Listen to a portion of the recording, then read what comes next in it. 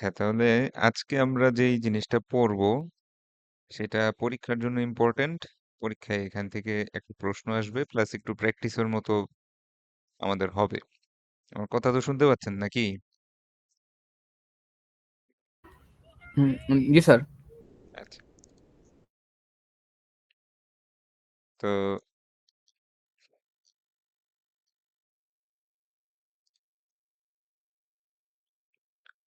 আচ্ছা, আজকে যে টপিকটা পড়বো সেটা হচ্ছে including ethical considerations in decision making. তো আমাদের আহ, যেটা হয় যে আপনার কর্পোরেট সেক্টরে বিভিন্ন ধরনের এথিক্যাল ইস্যু অ্যারাইজ করে। ঠিক আছে, সেই ইথিক্যাল ইস্যুগুলা যখন আমাদেরকে সলভ করা লাগে, প্রবলেমগুলা যখন সলভ করা লাগে, তখন বেসিক্যালি যেটা হয় যে একটা কোম্পানির ম্যানেজার টাইপের লোকেরা একসাথে বসে, তারা আলাপ আলোচনা করে এবং এটার একটা সলিউশন বের করার চেষ্টা করে। তো এই স্টেপ প্রসেসটাই আমরা একটু দেখবো যে কিভাবে একটা ethical problem step by step solve করা যায়। তো এখান থেকে বরাবরই একটা প্রশ্ন আসবে আপনাদের, মিড টার্মে, ফাইনালে সবসময় আসবে। তো এটা কিভাবে সলভ করতে হয়, টেকনিকটা আমাদের একটু শেখা দরকার। আচ্ছা, তো আগে বলেন তো যে আপনাদের আমি একটা উদাহরণ দিছিলাম লাস্ট স্যার ক্লাসে। ক্লাসটা কি রেকর্ড হচ্ছে? হ্যাঁ, রেকর্ড চলতেছে। তো আগের ক্লাসে আমি একটা উদাহরণ দিছিলাম যে সেলস টার্গেট, এই উদাহরণটা মনে আছে কারো? সেলস টার্গেটের একটা উদাহরণ দিছিলাম, মনে আছে?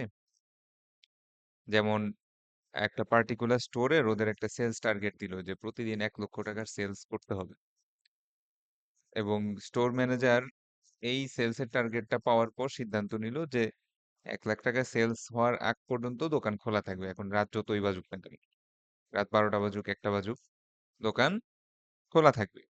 কিন্তু এটার জন্য এমপ্লয়িরা কোনো এক্সট্রা পেমেন্ট পাবে না। মনে আছে এরকম একটা উদাহরণ বলছিলাম?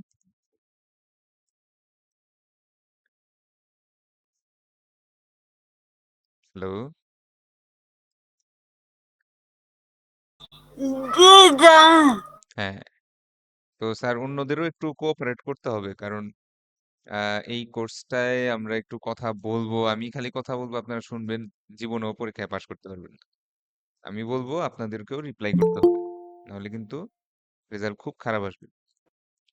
কারণ আন্ডারস্ট্যান্ডিং ভুল থাকবে, আন্ডারস্ট্যান্ডিং ভুল থাকলে পরীক্ষায় ভুল লিখবেন, পরীক্ষায় ভুল লিখলে স্বাভাবিকভাবেই নাম্বার অনেক কম আসবে। আচ্ছা, যাই হোক, তো এই প্রবলেমটাই আমি উদাহরণ হিসাবে একটু ধরি। এটা একটু অফ করে দিই, তার বন্ধ করে দিই।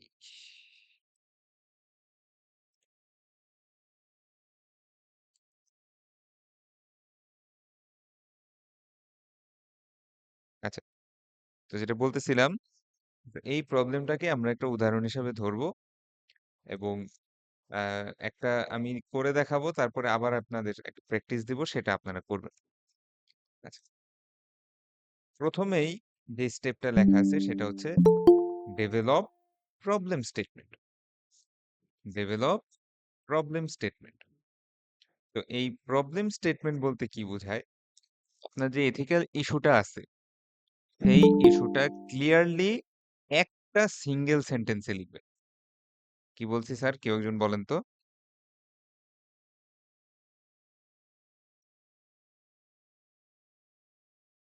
একটা সিঙ্গেল সেন্টেন্স লিখতে হবে। হ্যাঁ, একটা সিঙ্গেল সেন্টেন্সে আপনার প্রবলেমটা ক্লিয়ারলি ব্যাখ্যা করবেন।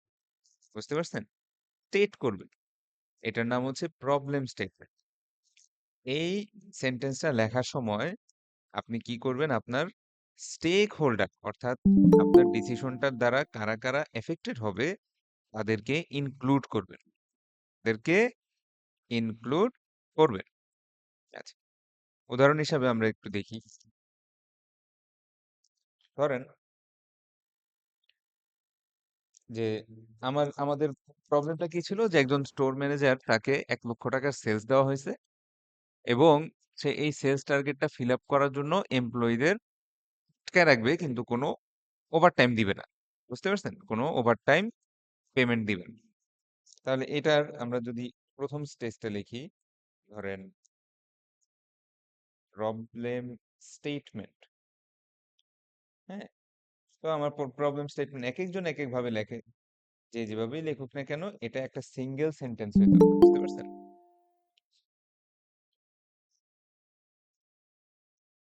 এটা একটা সিঙ্গুলার সেন্টেন্স হইতে হবে। কোথায় ছিলাম?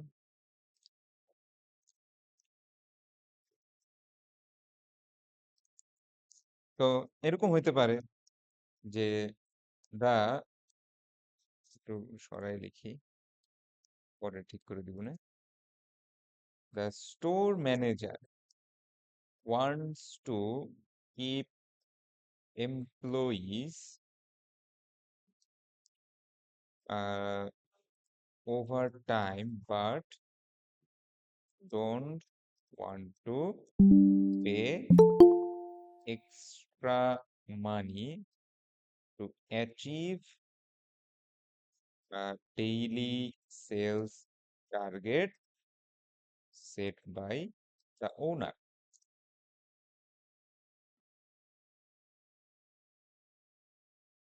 দেখেন, একটা সেন্টেন্স, বুঝতে পারছেন? একটা সেন্টেন্সে আপনি সবগুলা স্টেক হোল্ডারকে এখানে ইনক্লুড করলেন এবং মেইন ইথিক্যাল ইস্যুটা এখানে স্টেট করলেন। আমাদের এখানে মেইন ইথিক্যাল ইস্যুটা কি? যে একজন এমপ্লয়িকে তার কাজের অতিরিক্ত সময় আটকে রাখা, কিন্তু তাকে কোনো এক্সট্রা পেমেন্ট না দেওয়া, যাতে কি হয়, আমার ডেইলি সেলস টার্গেটটা ফিল আপ হয়। বুঝতে পারছেন স্যাররা? স্যার বুঝতে পারছি, বাট হ্যাঁ এখানে স্যার মানে ওভারঅল তো আটকে রাখাটা তো মেন ইস্যু না। মেন ইস্যুটা তো স্যার হওয়ার কথা ছিল, আপনি প্রথমে বললেন যে আমাদের যে সেলস টার্গেটটা দেওয়া আছে এটা অ্যাচিভ করা। হ্যাঁ হ্যাঁ, সেলস টার্গেটটা কিন্তু মানে দেখেন, সেলস টার্গেট সব কোম্পানিতেই থাকে, তাই না? সেলস জি স্যার। টার্গেট ধরেন 1 লক্ষ টাকার সেলস টার্গেট সে দিল, এবং এটাই আমরা দেখবো যে এটা এটা কোনো এথিক্যাল ইস্যু না। এথিক্যাল ইস্যুটা হচ্ছে যখন একটা মানুষকে আপনি অতিরিক্ত খাটাবেন কিন্তু পেমেন্ট দিবেন না। এটা main okay sir. Ethical issue না? জি স্যার, বুঝতে পারছি। সেলস টার্গেটটা তো কমও হইতে পারতো, ধরেন কথার কথা 50,000 টাকা। এখন সেটাও যদি অ্যাচিভ করতে না পারে, সেটার জন্যও তো দেখা যাচ্ছে ওভারওয়ার্ক, পেমেন্ট মানে ওভারওয়ার্ক হয়তো তাকে থাকতে হতে পারে। আমাদের প্রায় সময় দেখা যায় যে আমরা সবাই চাকরি বাকরি করি, তো অফিসের কাজের জন্য দেখা যাচ্ছে আমাদের প্রায় সময় 2-3 ঘন্টাও অতিরিক্ত অফিসে বসে থাকা লাগে, কিন্তু এটার জন্য অনেক ক্ষেত্রে আমাদের অফিসগুলো এক্সট্রা কোনো পেমেন্ট দেয় না। বুঝতে পারছেন? এরকম হুম, হয় না আমাদের লাইফে? জি স্যার, হয় এরকম, বুঝতে পারছি। হ্যাঁ, এরকম জি হয়। স্যার। আচ্ছা, তো এখন কথা হচ্ছে এইটা, এই যে আমি লিখলাম এটাই যে উত্তর তা না।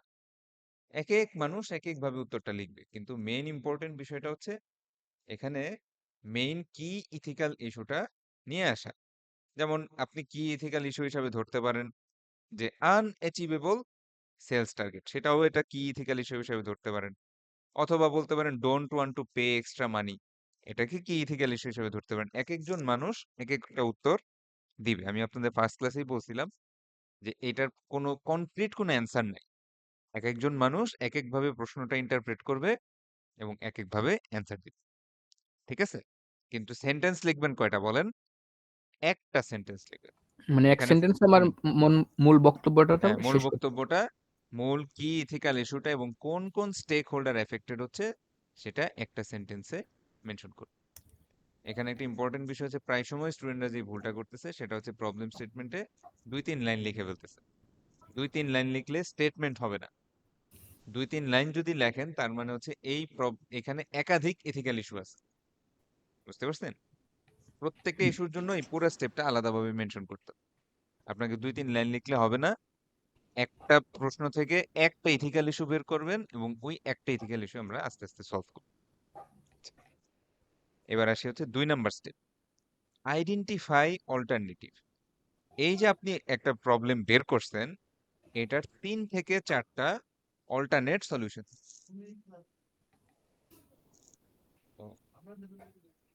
স্যার একটা নিচ্ছে না? মানে স্যার এটার সলিউশনও স্যার বের একটু করতে হবে দাঁড়ান, না? একটু দাঁড়ান, একটু দাঁড়ান। কখন লক করবেন কখন? আচ্ছা,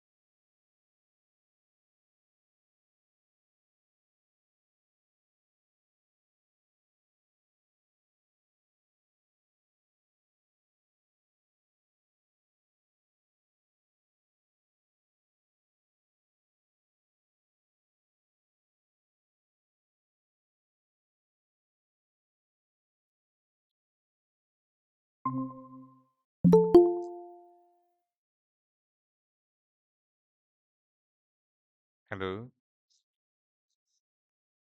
জি স্যার, শোনা যাচ্ছে। দাঁড়ান দেখে নিই। আচ্ছা, তো তাহলে যেটা বলতেছিলাম যে এরপরে আপনারা যে প্রবলেম স্টেটমেন্টটা বের করবেন সেই প্রবলেম স্টেটমেন্টটার ৩ থেকে ৪টা অল্টারনেট সলিউশন দিবেন। ৩ থেকে ৪টা অল্টারনেট সলিউশন দিবেন। যেমন একটা উদাহরণ হিসাবে আমরা দেখি, তাহলে লিখবেন alternate solutions. Sir screen share নেই স্যার। ও স্ক্রিন শেয়ার নেই না?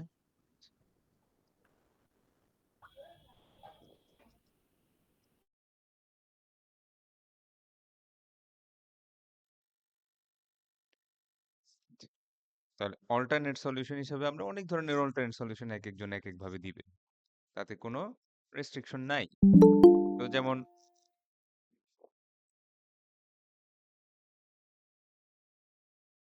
আমরা সেম লিঙ্কেই আছি না, যেটা দিছিলাম? জি স্যার, ওই লিঙ্ক আছে স্যার। আচ্ছা যাই হোক, তো যেমন আমরা লিখতে পারি কথার কথা যে একটা সলিউশন দিলাম যে pay over time to the employee for their extra work. এটা একটা সলিউশন হইতে পারে, পারে না? জি স্যার, পারে এটা। তারপরে ধরেন আরেক ধরনের একটা সলিউশন হইতে পারে যে ধরেন negotiate with the owner to lower the daily sales target।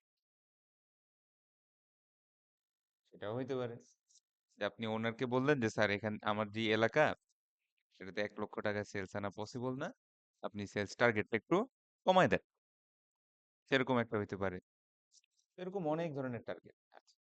একটা ইন্টারেস্টিং টার্গেট দিই, ঠিক আছে, সলিউশন দিই। সলিউশনটা হচ্ছে, ঠিক আছে, continue working the employees without any payment. অর্থাৎ এই সলিউশনটার মানে হচ্ছে যে আপনি যে ইথিক্যাল ইস্যুটা আপনার প্রশ্নের মধ্যে রেইজ করা হয়েছে সেটা আসলে কোনো ইস্যু না, যেটা চলতেছে সেটাই চলুন। বুঝতে পারছেন আমার কথাটা? আপনি এইভাবেও বলতে পারেন যে না, আমি ওদের পেমেন্ট দিব না, ঠিক আছে, ওরা কাজ করলে করুক, না করলে চাকরি ছেড়ে চলে যায়। আমার আমি যেই স্টাইলে চলতেছিলাম, যে এথিক্যাল ইস্যুটা আমার সামনে আনা হয়েছে, এটা আসলে কোনো প্রবলেম না। আমার কথাটা কি বুঝতে পারছেন? হ্যাঁ, জি স্যার বুঝতে পারছি। অর্থাৎ জি এক স্যার। এক মানুষ এক এক ভাবে এক একটা জিনিস ইন্টারপ্রেট করবে, এবং এরকম আপনারা প্রবলেমটা থেকে 3 থেকে 4টা অল্টারনেট সলিউশন দিবেন, ঠিক আছে? আচ্ছা, 3 number, evaluate and choose alternative. আচ্ছা, এখন আমার হাতে ধরেন 3টা অপশন আসছে। এই 3টা অপশনের ভিতর থেকে যে কোনো একটা অপশন যেটা আপনি বেস্ট মনে করতেছেন সেই অপশনটা আপনি চুজ করবেন। যে কোনো একটা অপশন আপনি, ধরেন আমার কথা আমি এটা চুজ করতে চাই, তাহলে যে কোনো একটা অপশন আপনি চুজ করলেন, এবং এই চয়েসের পিছনে আপনার লজিকটা উত্তর হিসাবে লিখতে হবে। কি করতে হবে? Evaluate and choose an alternative. যে কোনো একটা অল্টারনেটিভ চয়েস করবেন এবং সেটার ইভালুয়েশনটা লিখবেন। এই জায়গায় রেখে আমরা একটু নিচের দিকে যাব, ঠিক আছে? আমাদের স্টেপটা তো যাচ্ছে যাচ্ছে, আমরা এখান থেকে আরেকটা ডিফারেন্ট পড়া যাব। এটা হচ্ছে, যখন আমরা ইভালুয়েশনে যাব তখন আমাদের কিছু কমন ফিলোসফিক্যাল অ্যাপ্রোচ ফলো করতে হবে। এথিক্যাল ডিসিশন নেওয়ার জন্য কিছু কমন ফিলোসফিক্যাল অ্যাপ্রোচ আছে। এই অ্যাপ্রোচগুলো আমরা এখন একটা একটা করে পড়বো এবং বোঝার চেষ্টা করব।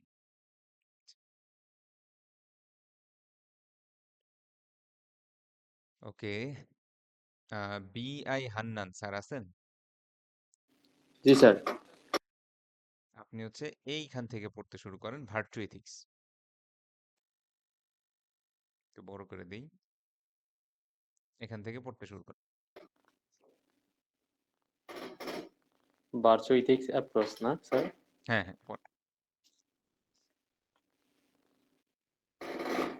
Suggests that when faced with a complex Faced with a ethical complex ethical dilemma, ethical dilemma, people do either that they are most comfortable doing most comfortable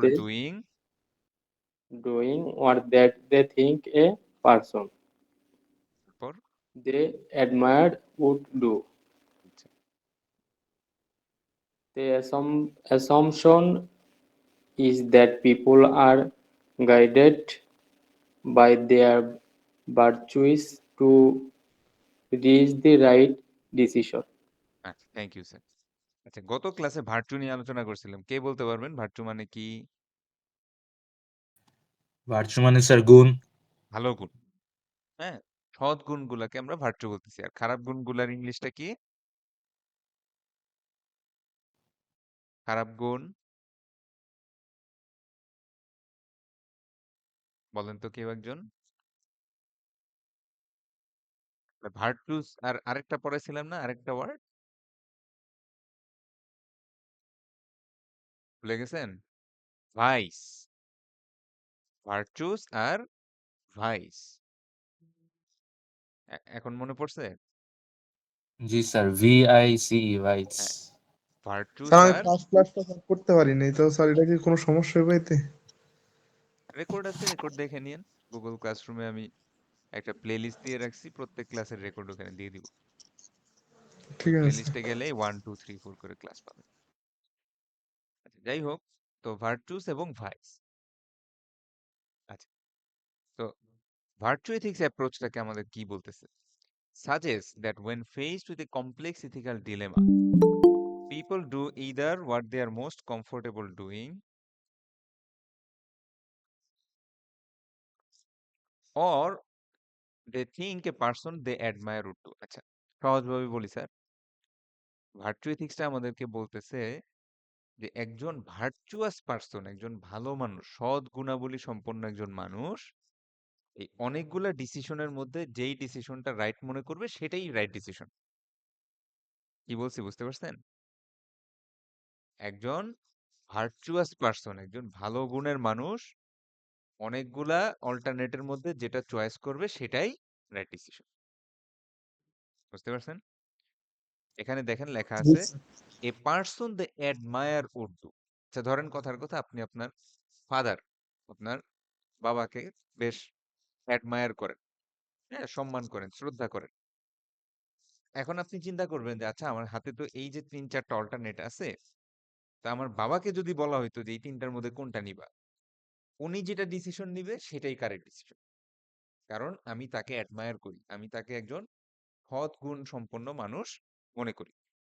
বুঝতে পারছেন ভার্চু জি এথিক্সটা স্যার। কিভাবে কাজ করে? এটা হচ্ছে একটা অ্যাপ্রোচ। এরপরে যে অ্যাপ্রোচটা পড়বো, এই ওয়ার্ডটা আমার সাথে সবাই উচ্চারণ করেন। ইউটিলিটারিয়ান। বলেন। ইউটিলিটারিয়ান। ইউটিলিটারিয়ান। ইউটিলিটারিয়ান। Utilitarian. ইউটিলিটারিয়ান। গুড। ইউটিলিটারিয়ান। ইউটিলিটারিয়ান।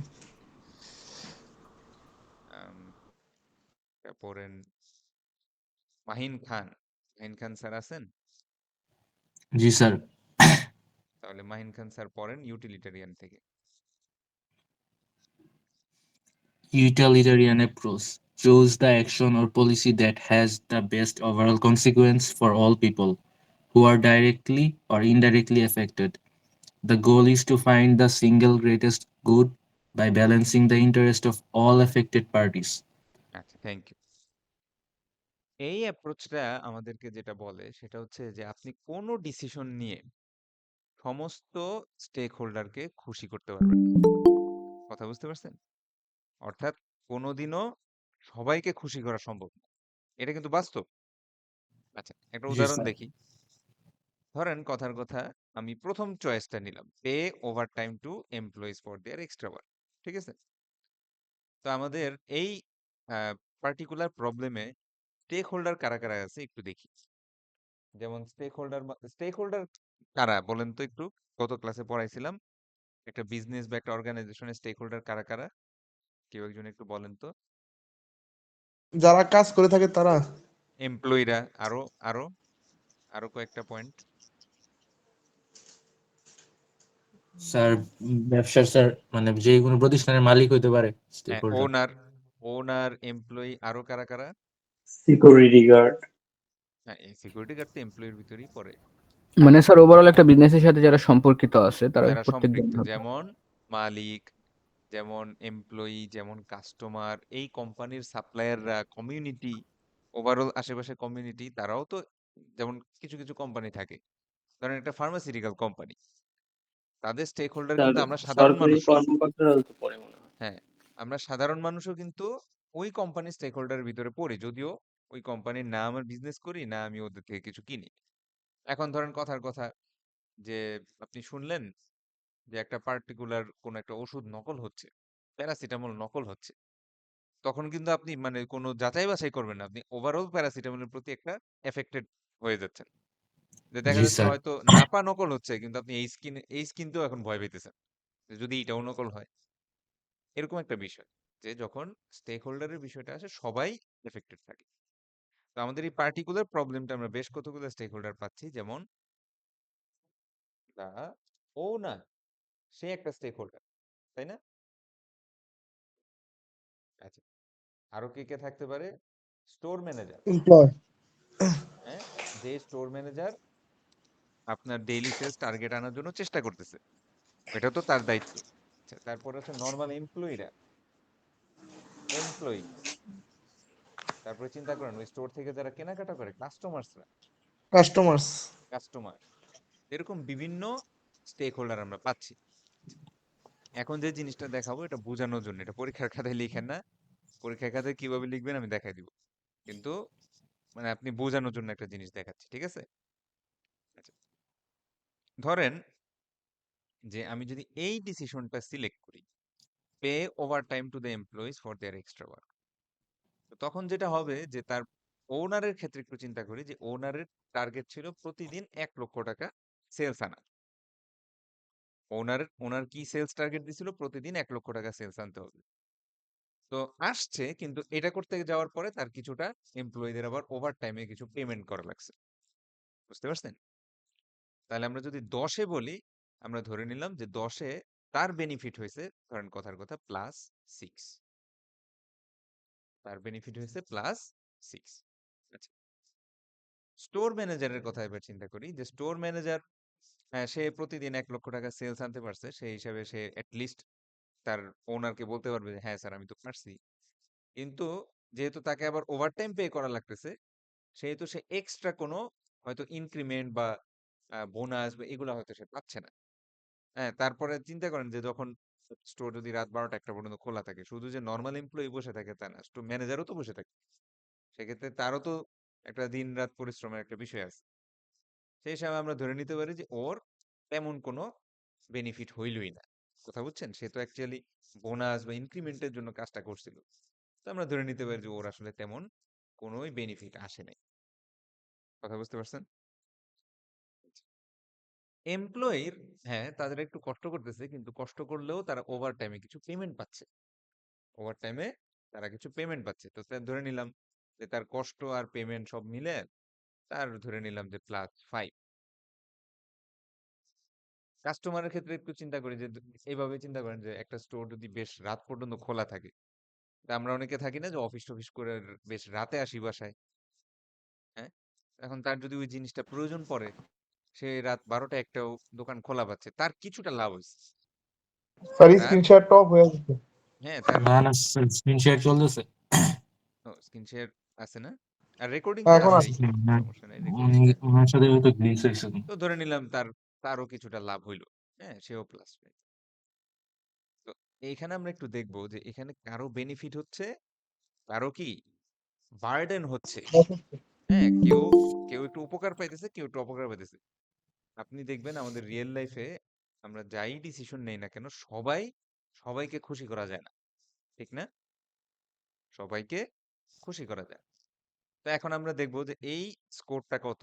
6 + 5 হচ্ছে 11, 11 আর 5 হচ্ছে 16, +16।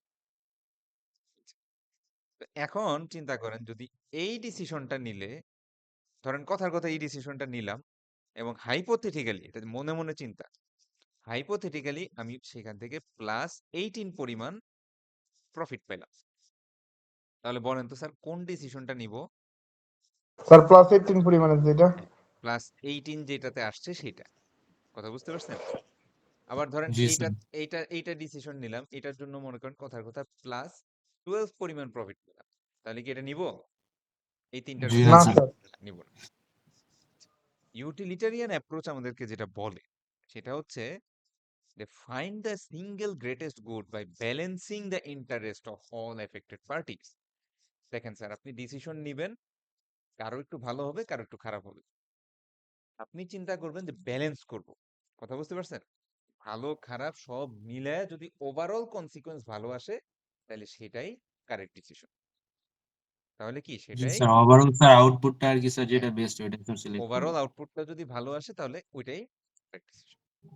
এতে এতে কোনো পার্টি নাখোশ হবে, কোনো পার্টি খুশি হবে, কিন্তু আপনি ওভারঅল কনসিকোয়েন্সটা যদি ভালো হয়, তাহলে মোটামুটি ইউটিলিটারিয়ান অ্যাপ্রোচ অনুসারে ওইটাই কারেক্ট ডিসিশন।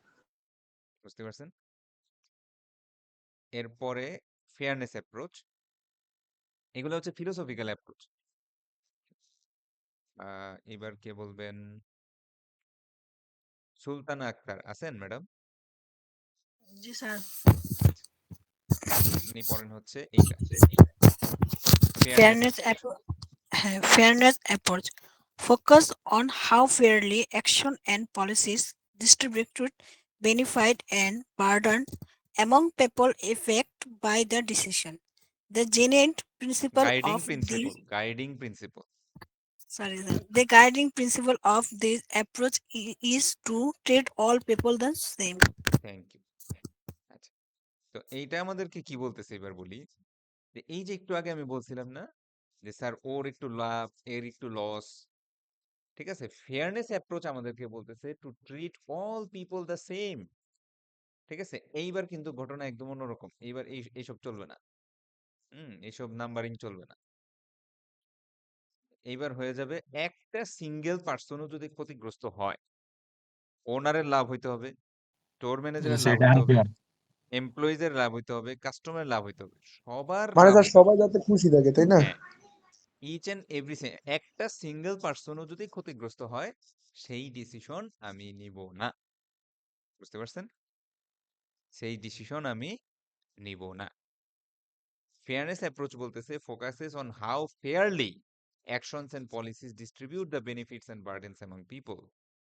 এখানে ইম্পর্টেন্ট কথা হচ্ছে the guiding principle of this approach is to treat all people the same. সবাইকেই সমান বিবেচনা করা। এখানে ওর ওর লাভটাকে ভালো আর আমার লাভটাকে একটু কম এরকম বিবেচনা করার সুযোগ নেই। বুঝতে পারছেন? তাহলে এটা গেল আরেকটা অ্যাপ্রোচ। এরপরের অ্যাপ্রোচটার নাম হচ্ছে কমন গুড অ্যাপ্রোচ। এবার এটা পড়বেন কে? কেউ একজন পড়েন। Zahurul Sheikh, web developer sir. Yes, sir. আপনি পড়েন common good approach. Common good approach is based on vision of society as a community whose member are together to achieve a work common set, together, work together. work together to achieve a common set of value and goals, decisions and policies that used to approach attempt to implement society, social social systems, social system, installations, and institutions an environment that everyone depend on and depends on and that benefit all people. people. আচ্ছা, thank you sir. এখানে যেটা বলতেছে সেটা হচ্ছে common good approach বলতে বোঝায় যে আপনার একটা দেশের বা একটা কমিউনিটির, হ্যাঁ, একটা গোল বা সেট অফ ভ্যালুস এবং প্রিন্সিপলস থাকতে পারে। একটা উদাহরণ দেই, মনে করেন আমাদের এই পার্টিকুলার সোসাইটিতে একটা কমন গোল ধরেন পাওয়ার সেভিং। পাওয়ার সেভিং বলতে বুঝেন যে অর্থাৎ এনার্জি সেভ করতে হবে যে স্যার কোনো ওটা মূল্যে। শক্তি সঞ্চয় করে। হ্যাঁ, যে কোনো মূল্যে এনার্জিটা সেভ করতে হবে। সেইটাকে যদি আমি প্রাধান্য দেই, তাহলে এমন কোনো ডিসিশন নেওয়া যাবে না যেটা আমাদের এই কমন গোলটাকে নষ্ট করে। ঠিক আছে, অর্থাৎ এমন কোনো ডিসিশন আপনি চুজ করতে পারবেন না যেটা কথার কথা এনার্জি সেভিং এ সমস্যা করে, এনার্জি সেভিং এ প্রবলেম করে। আচ্ছা, যেমন বাস্তব উদাহরণ বলি, আমাদের মার্কেট গুলার কথা একটু চিন্তা করেন, দেখেন তো মার্কেট গুলা যে এত দোকান থাকে, তারা কিন্তু চাইলেও মার্কেট 8টা-9টার পরে চালু রাখতে পারে না। দেখছেন খেয়াল করে 9টা বা 10টার পরে যে মার্কেটের কারেন্ট বন্ধ করে দেয়। জি স্যার। হ্যাঁ, যতই সেলস টার্গেট থাকুক, যতই যাই থাকুক না কেন, আপনার কারেন্ট সে বন্ধ করে দিবে এবং আপনার দোকান বন্ধ করে বাসায় চলে যেতে হবে। আলটিমেটলি যেমন কথার কথা হইতে পারে যে আপনার একটা সোসাইটির কমন গোল হচ্ছে দুর্নীতি দমন, যে কোনো রকম দুর্নীতি যাতে না হয়, তাহলে এমন কোনো ডিসিশন নেওয়া যাবে না যেটা এই দুর্নীতির আশ্রয় নিবে। কথা বুঝতে পারছেন?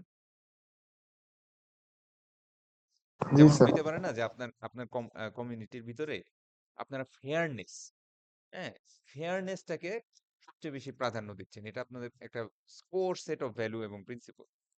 ফেয়ারনেস যদি আপনি প্রাধান্য দেন, অর্থাৎ কারো যাতে ক্ষতি না হয়, তাহলে কিন্তু এই ডিসিশনটা স্যার নেওয়া যাবে না। অর্থাৎ এমপ্লয়ীদের উইদাউট পেমেন্ট ওভারওয়ার্ক করাবো, এই ডিসিশনটা কিন্তু তখন নেওয়া যাবে। বুঝতে পারছেন আমার কথাটা? আচ্ছা, জি স্যার। তাহলে কমন কমন গুড অ্যাপ্রোচ আমাদেরকে কি বলে? Is based on a vision of a society as a community whose members work together to achieve a common set of values and principles. আপনার কমিউনিটি বা আপনার সোসাইটি বা আপনার দেশ হইতে পারে, আপনার দেশের একটা কমন সার্টেন স্ট্যান্ডার্ড আছে, একটা সেট অফ ভ্যালুজ এবং প্রিন্সিপাল অ্যাচিভ করার ইচ্ছা আছে, ওই ভ্যালু এবং প্রিন্সিপালকে সাপোর্ট করবে যেই ডিসিশনটা, সেটাই কারেক্ট ডিসিশন। তাহলে এখন যে কাহিনীটা হয়েছে, আমরা বেশ কয়েকটা ডিফারেন্ট অ্যাপ্রোচ পাচ্ছি। আমাদের ভার্চু এথিক্স বলতেছে একজন ভার্চুয়াস পারসন, একজন সৎ গুণ সম্পন্ন পারসন, উনি যেটা ঠিক করবে সেটাই ঠিক। ইউটিলিটেরিয়ান বলতেছে যে কারো একটু ভালো কারো একটু খারাপ হোক, কিন্তু ওভারঅল যদি ভালো হয় তাহলে ওইটাই ঠিক। ফেয়ারনেস বলতেছে প্রত্যেকটা পার্সনের যাতে ভালো হয় সেটাই ঠিক।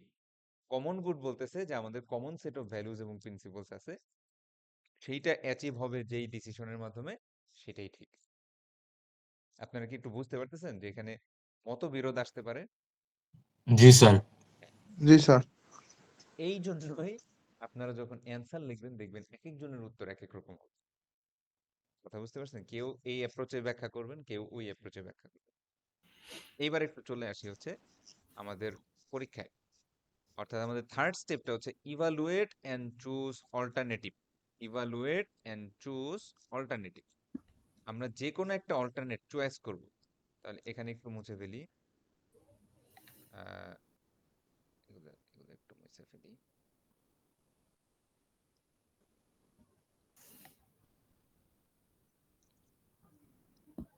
আমাদের থার্ড যে জিনিসটা লিখতে হবে সেটা হচ্ছে evaluation of the choice of alternate solution.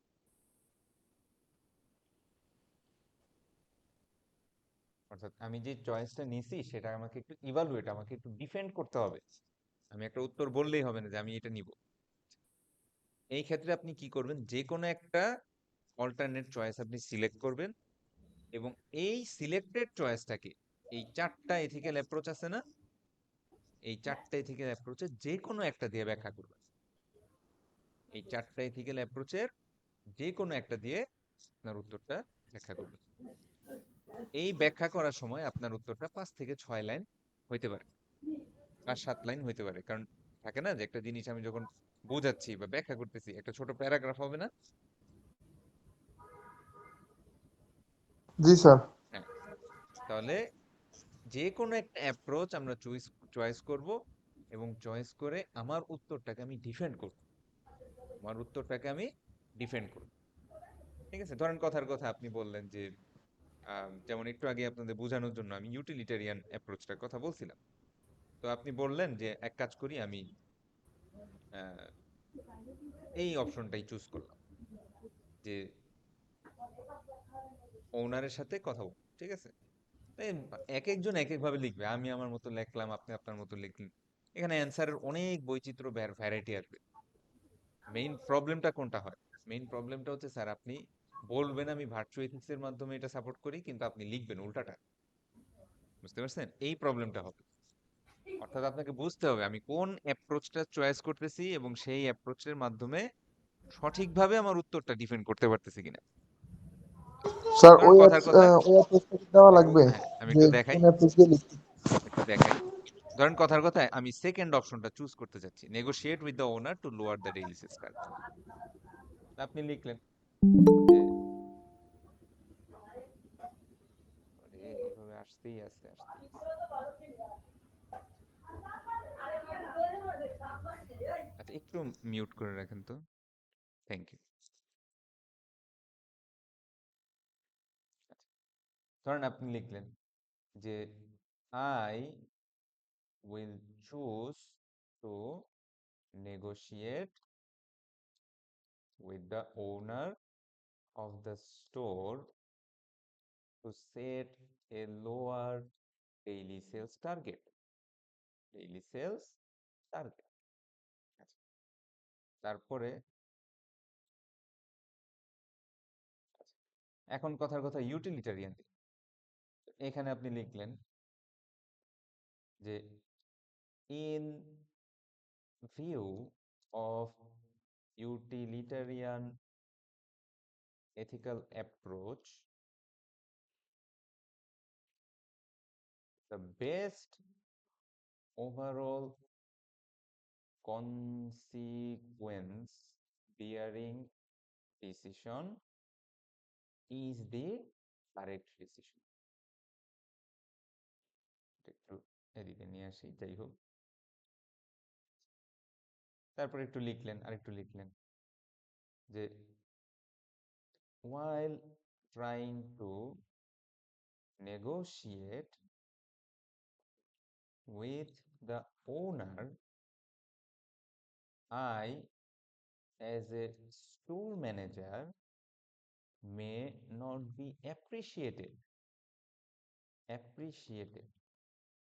but the employees will be able to achieve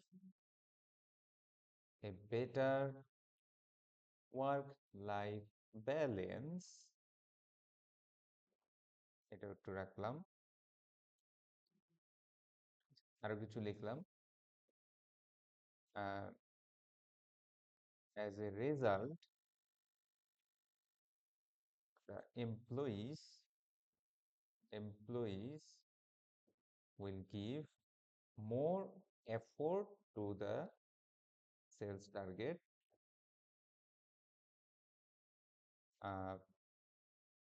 perhaps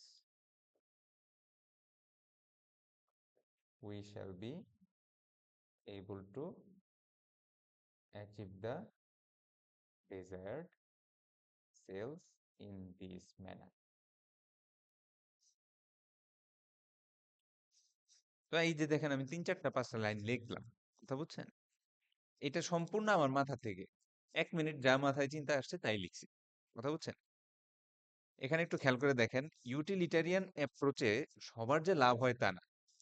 আপনি চিন্তা করেন তো, আপনার অফিসের বস আপনাকে বলল যে স্টোরে প্রতিদিন 1 লাখ টাকার সেলস আনতে হবে। আপনি ওনার সাথে এখন দর কষাকষি করতেছেন, স্যার পারবো না, এই করব সেই করব। অ্যাজ ইউজুয়ালি আপনার অফিসের বস আপনাকে কি ধরনের রিপ্লাই দিবে? ভালো বলবে? না স্যার, হ্যাঁ, কি বলবে বলেন তো? হ্যাঁ মিয়া, সব স্যার কাজে হয়তো ফাঁকি বলতে দেওয়ার পারে আমার আপনি। কোম্পানিতে কাজ করলে করো, না হলে চলে যাও। হ্যাঁ, নাহলে চলে যাও, ফাঁকি মার, তুমিও ফাঁকিবাজ, এমপ্লয়ি গুলোও ফাঁকিবাজ, এরকম বিভিন্ন ধরনের কথা বলবে না? তার মানে কি, আপনার এই যে সাজেশনটা আপনি দিবেন, এটা কিন্তু খুব একটা অ্যাপ্রিসিয়েটেড হবে না, দেখছেন? I as a store manager, I may not be appreciated. আমি যখন তাকে এটা বলবো, সে আমাকে হয়তো অ্যাপ্রিসিয়েট করবে না, সে হয়তো আমাকে বেতন বোনাস দিবে না। কিন্তু এমপ্লয়ীদের ওয়ার্ক লাইফ ব্যালেন্সটা ভালো থাকলে তারা আরো বেটার কাজ করতে পারবে। এমনকি আম, আমরা যে টার্গেটটা ওরা চাচ্ছিল, সেই টার্গেটটা অ্যাচিভও হইতে পারে, সম্ভাবনা আছে। কারণ এমপ্লয়িরা যখন বেটার মাইন্ডে, আরো বেশি এফোর্ট দিয়ে কাজ করে, তখন দেখা যায় স্বাভাবিকভাবেই কোম্পানিগুলো, আমি গত ক্লাসে পড়াইছিলাম, কোম্পানির মালিক তো আর বসে বসে কাজ করে না। দক্ষ এমপ্লয়ি, লয়াল এমপ্লয়ি, তারাই কিন্তু মালিকের জন্য প্রফিট নিয়ে আসে, রাইট? তাহলে জি স্যার। এমপ্লয়ীদের যদি মাইন্ড ফ্রেশ থাকে, এমপ্লয়ীদের যদি ওয়ার্ক লাইফ ব্যালেন্স ঠিক থাকে, তাহলে আলটিমেটলি দেখা যাবে তারা হয়তো এই ডেইলি সেলস টার্গেটটা অন্য কোনো সিস্টেমে নিয়ে আসতেও পারে, অন্য কোনো সিস্টেমে তারা নিয়ে আসতেও। তো এইরকম আপনারাও কি করবেন, যে কোনো একটা এথিক্যাল অ্যাপ্রোচ, এখানে ইম্পর্টেন্ট বিষয়টা হচ্ছে, আমি দেখেন আমি যে কোনো একটা এথিক্যাল অ্যাপ্রোচ নিলাম, এবং সেই অ্যাপ্রোচটা দিয়ে আমার উত্তরটা সবচেয়ে ভালো ভাবে আমি ডিফেন্ড করার চেষ্টা করব। এখন ব্যাপারটা হচ্ছে যে আপনি দেখবেন কোন কোন উত্তর ভার্চু এথিক্স দিয়ে ভালোভাবে ব্যাখ্যা করা যাচ্ছে, কোনোটা কমন গুড দিয়ে ভালোভাবে ব্যাখ্যা করা যাচ্ছে, কোনোটা ইউটিলিটারিয়ান দিয়ে ভালোভাবে ব্যাখ্যা করা যাচ্ছে। যেটাই আপনার কাছে ইজি লাগবে সেটাই আপনি চয়েস করবেন, এবং ওটা দিয়ে আপনার সিলেক্টেড চয়েসটা ব্যাখ্যা করবেন।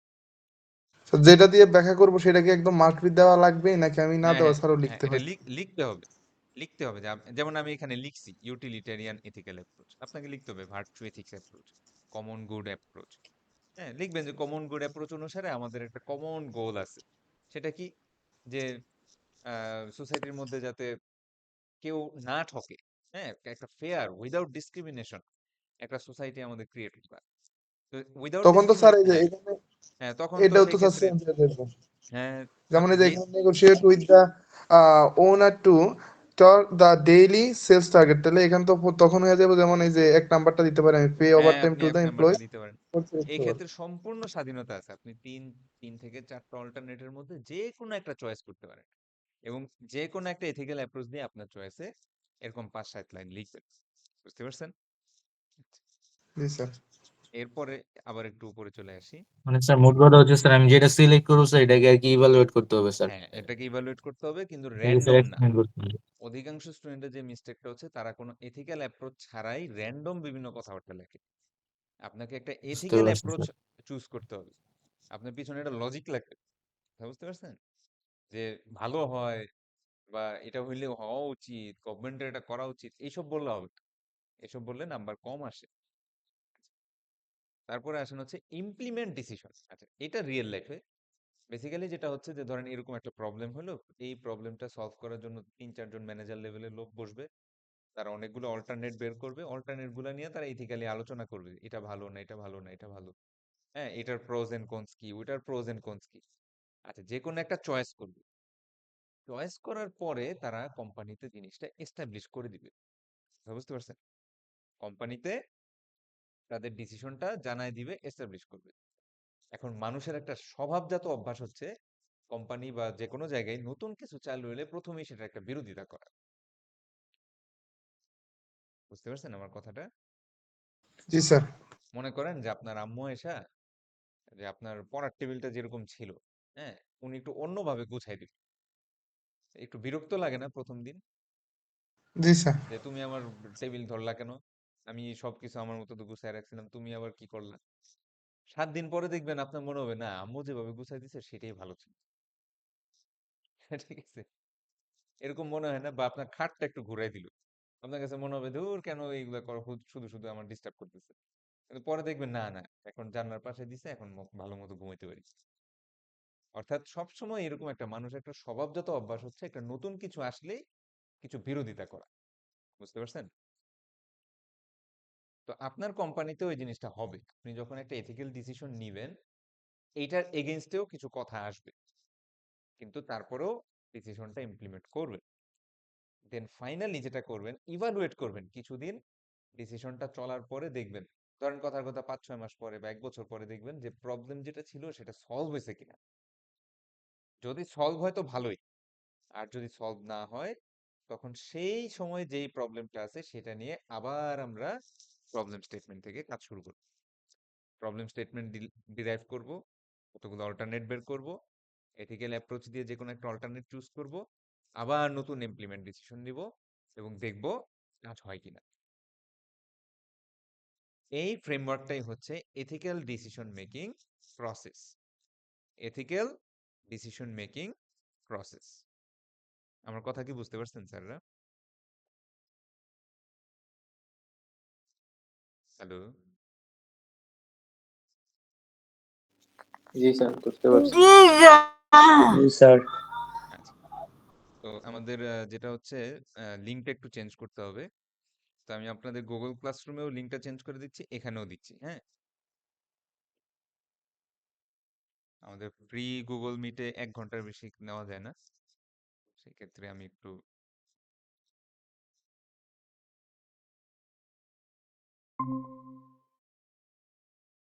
নতুন লিঙ্ক দিচ্ছি।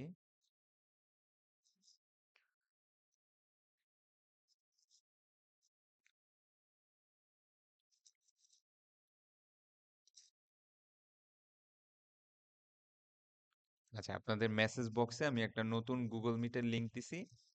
সবাই ওটাতে সুইচ করেন। আমি গুগল ক্লাসরুমেও চেঞ্জ করে দিচ্ছি।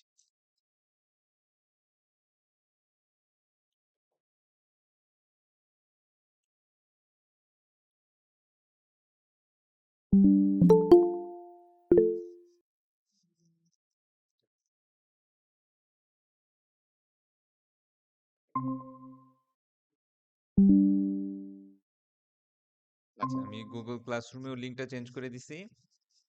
আর এখন যারা অলরেডি আছেন তারা দয়া করে মেসেজ বক্সে যান। মেসেজ বক্সে গেলে পিন করা আছে নতুন গুগল মিটের লিঙ্কটা, সেটাই চাপ দিয়ে নতুন লিঙ্কে চলে যান।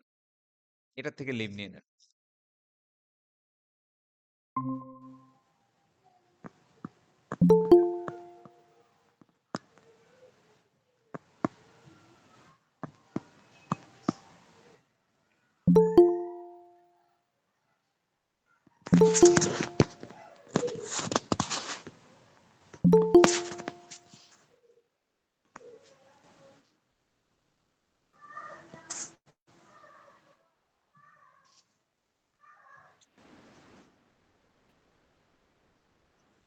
যারা এখনো পুরান লিঙ্কটায় আছেন নতুন লিঙ্কে শিফট করেন, মেসেজেও আছে, আপনাদের গুগল কোয়েশ্চেনেও আছে।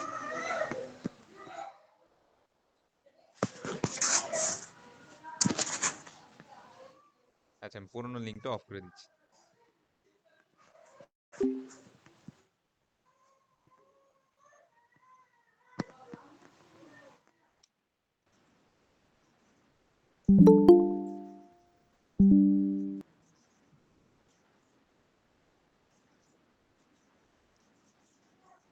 হ্যালো, শুনতে পাচ্ছেন আমার কথা?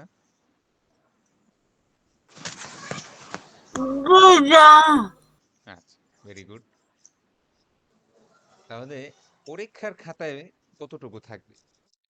স্যার, পরীক্ষার খাতায় আমাদের পরীক্ষার খাতায় কিন্তু আমাদের এই ইমপ্লিমেন্ট এবং ইভালুয়েশনের খুব একটা সুযোগ নাই, ঠিক না স্যার? খাতায় ইমপ্লিমেন্ট করব কোথায়, কিংবা ইভালুয়েট করব কিভাবে? খাতায় তো আর এত কিছু করা সম্ভব না। তো আমাদের পরীক্ষার খাতায় দেখা যাচ্ছে ডেভেলপ প্রবলেম স্টেটমেন্ট পার্টটা থাকতেছে, কয়েকটা অল্টারনেট বের করা থাকতেছে, এবং যে কোনো একটা অল্টারনেট চুজ করে সেটার ইভালুয়েশন পার্টটুকু থাকতেছে। ইমপ্লিমেন্ট আর ইভালুয়েট রেজাল্টের জায়গায় আমরা জাস্ট লিখে দিব যে then I will implement my decision in my company অথবা in my own personal life, যেটাই প্রশ্নে আসবে না কেন সেটা। I will implement my decision and if there is any resistance I will try to make the employees understand the pros and cons of my decision. আচ্ছা, একটা then sample answer থাকলে sir ভালো হইতো। হ্যাঁ, স্যাম্পল অ্যান্সার এখনই পাবেন, আপনারা একটু পরেই পাবেন, প্র্যাকটিস করাবো তো। আর এক্সামে কোশ্চেন এমন আসবে যেটা দিছেন। আমি দেখাচ্ছি, সবই দেখাচ্ছি, টেনশনের কিছু নেই। আচ্ছা, তারপরে আসেন হচ্ছে ইভালুয়েট। ইভালুয়েশনে লিখবেন then after some time I will evaluate the results, if the results produce a satisfactory outcome then it's all right. আচ্ছা, if the results do not meet the standards of satisfaction, then we shall start from developing the problem statement again. এরকম দুই একটা জিনিস just simply লিখে শেষ করে দিবেন। না লিখলেও সমস্যা নাই, অনেকে লিখে আমার লেখাটা ভালো লাগছে, বাট মূলত এই তিনটা পার্ট, অর্থাৎ একটু দেখেন, একটা প্রবলেম স্টেটমেন্ট, একটা ৩-৪টা অল্টারনেট সলিউশন, এবং যে কোনো একটা অল্টারনেট সলিউশনের ইভালুয়েশন। স্যার, অ্যান্সারটা কি খুব বড়? দেখেন তো,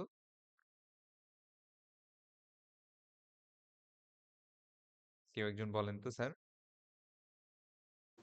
জি স্যার। মানে অ্যান্সারটা কি খুব বড় হবে? স্যার মাঝামাঝি টাইপের একটু। হ্যাঁ, খুব একটা বড় হবে না। প্রবলেম স্টেটমেন্ট হবে ১ লাইন, অল্টারনেট সলিউশন হবে ৩ থেকে ৪ লাইন, ৩টা ৪টা পয়েন্ট, আর এটা ধরেন ৫-৭ লাইনের একটা প্যারাগ্রাফ। সব মিলে ১ থেকে ১.৫ পেজের বেশি হবে না। কিন্তু এটাতেই নাম্বার থাকবে মিনিমাম ৬ থেকে ৭। একটা ১০ মার্কের প্রশ্নের মধ্যে এটার মধ্যেই ৬ থেকে ৭ মার্ক থাকবে।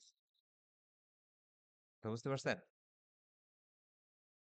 আচ্ছা, এইবার চলে আসি হচ্ছে আমাদের প্র্যাকটিসে।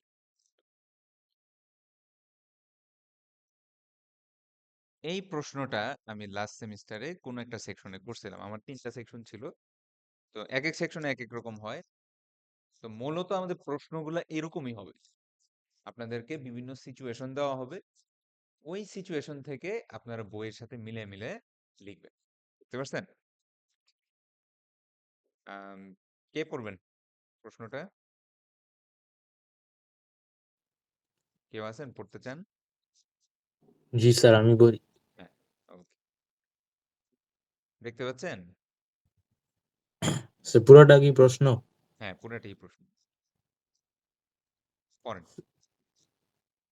You are a recent graduate of a well-respected business school, but you are having trouble getting a job. You worked with a professional resume service to develop a well-written আচ্ছা, ওয়ার্ডটা হচ্ছে resume. রেজুমে। বলেন resume. resume. যেটাকে আমরা normal ভাষায় CV বলি, হ্যাঁ? Sir, will write a resume and placed it on several websites. You also sent it directly to contacts at a dozen companies. So far, you have not even had an invitation for an interview. You know that one of your shortcomings is that you have no real job experience to speak of. You are considering beefing up beefing up, your resume by exaggerating, exaggerating বলেন, exaggerating, exaggerating. exaggerating the extent of the class project you worked on for a few weeks at your brother-in-law's small consulting firm.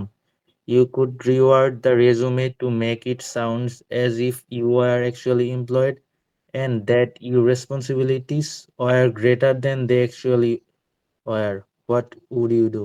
Thank you sir. একটু দাঁড়ান, কেউ একজন মনে হয় আসছে। ওকে।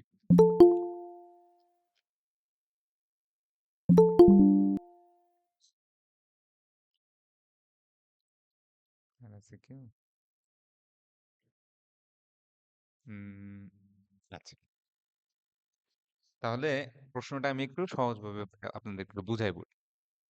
তো আমি আপনাদের বলছিলাম না স্যার যে এখানে ইংলিশটা সরাসরি না লাগলেও ইনডাইরেক্টলি অনেকভাবে লাগবে। তো ইংরেজিতেই তো আমাদের পড়াশোনা করতে হবে। কিছু করার নাই। ইউজিসি অ্যাপ্রুভ প্রত্যেকটা ইউনিভার্সিটিতে ইংলিশ মিডিয়ামে প্রশ্ন আসে। সো সেই ক্ষেত্রে প্রশ্ন বুঝতে হইলে, প্রশ্নের উত্তর লিখতে হইলে আমাদের ইংলিশ স্কিল ডেভেলপ করা ছাড়া কোনো গতি নেই। তো আমরা একটু দেখি।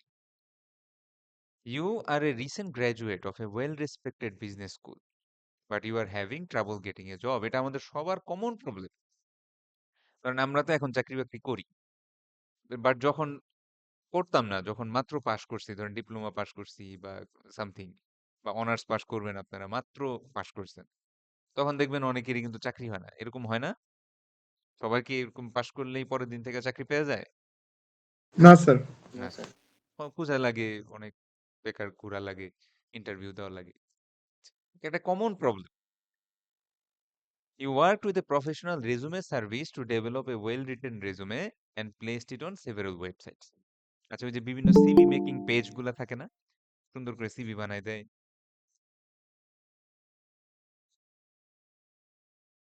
হুম, জি স্যার, আচ্ছা। যেমন এআই দিয়ে বানায় যেগুলো। হ্যাঁ, এআই দিয়ে হোক, বা এখন তো এআই আসছে, বাট আগের দিনে দেখা যেত যে বিভিন্ন আমাদের এরকম ফেসবুক পেজ টেজ ছিল, ওরা ওদেরকে ডাটা দিলে ওরা সুন্দর মতো সিভি টিভি সুন্দর মতো ভুল টুল ছাড়া বানায় দিত।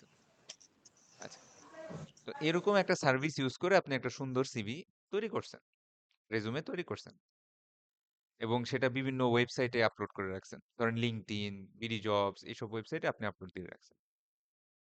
You also send it directly to contacts at a dozen companies. আপনি বিভিন্ন কোম্পানিতে বিভিন্ন পরিচিত মানুষ, বন্ধু বান্ধব, তাদেরকেও নেটওয়ার্কের থ্রুতে সিভি গুলা দিছেন। সো ফার, এখন পর্যন্ত, you have not even had an invitation for an interview. চাকরি তো দূরের কথা, আপনি এখনো পর্যন্ত একটা ইন্টারভিউ কলই পাইতেছেন না। প্রবলেমটা বুঝছেন? সে সুন্দর স্যার মতো বেকার সিভি, অবস্থা, কোনো হ্যাঁ চাকরি পাচ্ছে না। হ্যাঁ, চাকরি পাচ্ছে না, এবং চাকরি তো দূরের কথা, সে আসলে ইন্টারভিউর কলই ইন্টারভিউ। পাইতেছে না। আচ্ছা, you know that one of your shortcomings is that you have no real job experience to speak of, মানে বলার মতো কোনো জব এক্সপিরিয়েন্স আপনার নাই। You are considering beefing up. Beefing up মানে হচ্ছে একটু মোটাসোটা করা, আপনার রেজুমেটাকে একটু বাড়ায়, একটু মোটাসোটা করা। You are considering beefing up your resume by exaggerating the extent of the class project you worked on for a few weeks at your brother-in-law's small consulting firm. আচ্ছা, এইখানে একটা গল্প বলতেছে। কি বলতেছে যে আপনি যখন স্টুডেন্ট ছিলেন তখন আপনার একটা ক্লাসের প্রজেক্টের জন্য আপনার দুলাভাইয়ের অফিসে ধরেন কিছুদিনের জন্য কাজ করছিলেন। তো এই কাজটাকেই, হ্যাঁ, কয়েক সপ্তাহ আপনি আপনার দুলাভাইয়ের অফিসে কাজ করছিলেন। এই এই যে কাজটা আছে সেইটাকেই আপনি একটা রিয়েল জব এক্সপিরিয়েন্স হিসাবে সিভির মধ্যে লিখতে চান। You could reword the resume to make it sound as if you were actually employed and that your responsibilities were greater than they actually are. অর্থাৎ রিওয়ার্ড মানে হচ্ছে আপনি যেই ভাষায় লিখছিলেন সেই ভাষাটা একটু পরিবর্তন করে আপনি আপনার এই ক্লাস প্রজেক্টটাকে খুব গুরুত্বপূর্ণ একটা কাজ বা গুরুত্বপূর্ণ একটা একটা ইন্টার্ন বা একটা জব এক্সপিরিয়েন্স হিসাবে জিনিসটাকে রিপ্রেজেন্ট করতে চাচ্ছেন। কথাটা বুঝতে পারছেন আমার? আচ্ছা, প্রশ্ন হচ্ছে হোয়াট উড ইউ ডু? এই প্রবলেমটা আমরা আমাদের যে এথিক্যাল ডিসিশন মেকিং যে প্রসেসটা আছে সেই প্রসেসটা দিয়ে একটা একটা করে সলভ করব। এখন আপনারা যেটা করবেন, আপনারা সবাই খাতা কলম বাই করেন এবং খাতা কলম বাই করে রেডি হয়ে আমাকে বলেন যে স্যার রেডি আছি।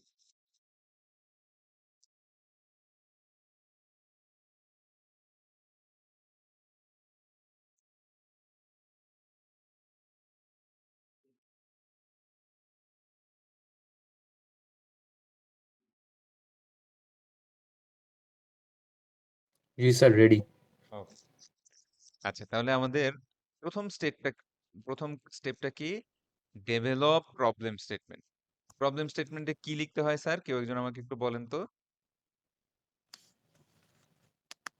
তো যা নিয়ে সমস্যা হয় তা লিখতে হবে আর কি, যেমন হ্যাঁ, এখানে বেকার সমস্যা আছে। হ্যাঁ, কয়টা সেন্টেন্স লিখবো স্যার? স্যার অবশ্যই একটা সেন্টেন্স। একটা সেন্টেন্স, গুড। একটা সেন্টেন্সে মেইন ইথিক্যাল ইস্যুটা একটা সেন্টেন্সে লিখবেন, যাতে ওভারঅল স্টেক হোল্ডারদের মেনশন থাকে, ঠিক আছে? তাহলে আমাদের ফার্স্ট টেস্টে আমরা চলে যাই। Problem statement. হ্যাঁ, এবার আপনারা সবাই লেখেন আর আমি আপনাদের উত্তর একটা একটা করে শুনি। তাহলে সবাই লেখেন, আমি 2-3 মিনিট পরে আবার জিজ্ঞেস করব। আমি প্রশ্নটা খুলে স্যার রাখতেছি। ইয়াটা প্রশ্ন দেখতে পারতেছি। প্রশ্নটা আমি খুলে রাখতেছি। আপনারা আপনারা লিখবেন। সরি, আমি প্রশ্নটা খুলে রাখতেছি। আপনারা প্রবলেম স্টেটমেন্টটা ডেভেলপ করবেন। মনে রাখবেন, প্রবলেম স্টেটমেন্ট হচ্ছে একটা সেন্টেন্স এবং এই একটা সেন্টেন্সের মধ্যে কি ইথিক্যাল ইস্যুটা লিখতে হবে।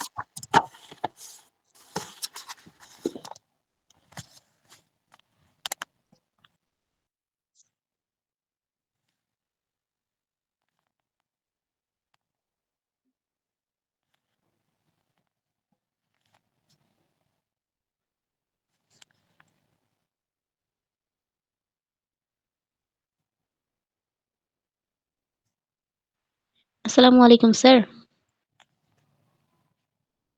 হ্যাঁ ম্যাডাম, বল।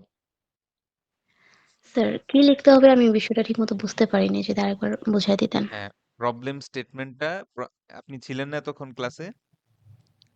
সরি স্যার, আমি মানে ১ ঘন্টা মিস করছি। আচ্ছা আচ্ছা, তাহলে হয়তো বুঝতে পারবেন না। সমস্যা নাই, আপনি আহ, থাকেন ক্লাসে, পরে রেকর্ডিংটা দেখলে বুঝবেন। হ্যাঁ, এটা ঠিক কোনো আছে স্যার। নাম্বার নাই বা কোনো ক্লাস ওয়ার্ক নিচ্ছি না, প্র্যাকটিস করাচ্ছি। স্যার এখন তাহলে আমার লিখতে হবে না? হ্যাঁ, লেখেন আপনি যা বুঝেন। প্রবলেম স্টেটমেন্ট হচ্ছে এই যে এখানে যে প্রশ্নটা দেওয়া আছে সেই প্রশ্নটা থেকে একটা এথিক্যাল ইস্যু, এই প্রশ্নটা একটা এথিক্যাল প্রবলেম আছে, এই প্রবলেমটা আপনাকে একটা সেন্টেন্সে লিখতে হবে আর স্টেক হোল্ডারদেরকে মেনশন করতে হবে। এখন মানে এটা এখানে হচ্ছে যে কি, এটা প্যাকেজটা দেওয়া আছে এটা পড়ে আমি 1 লাইনের একটা সেন্টেন্স লিখবো যেটাতে প্রবলেম প্রবলেমটা স্টেটমেন্ট। আইডেন্টিফাই এখন করা যাবে। ওটা বুঝতে হইলে আবার আগের আমি যে এতক্ষণ লেকচার দিছি বা পড়াইছি ওটা একটু দেখা দরকার ছিল। সমস্যা নেই, আপনি যা পারেন লেখেন, পরে লেকচারের ভিডিও দেখে নিন। ঠিক আছে স্যার।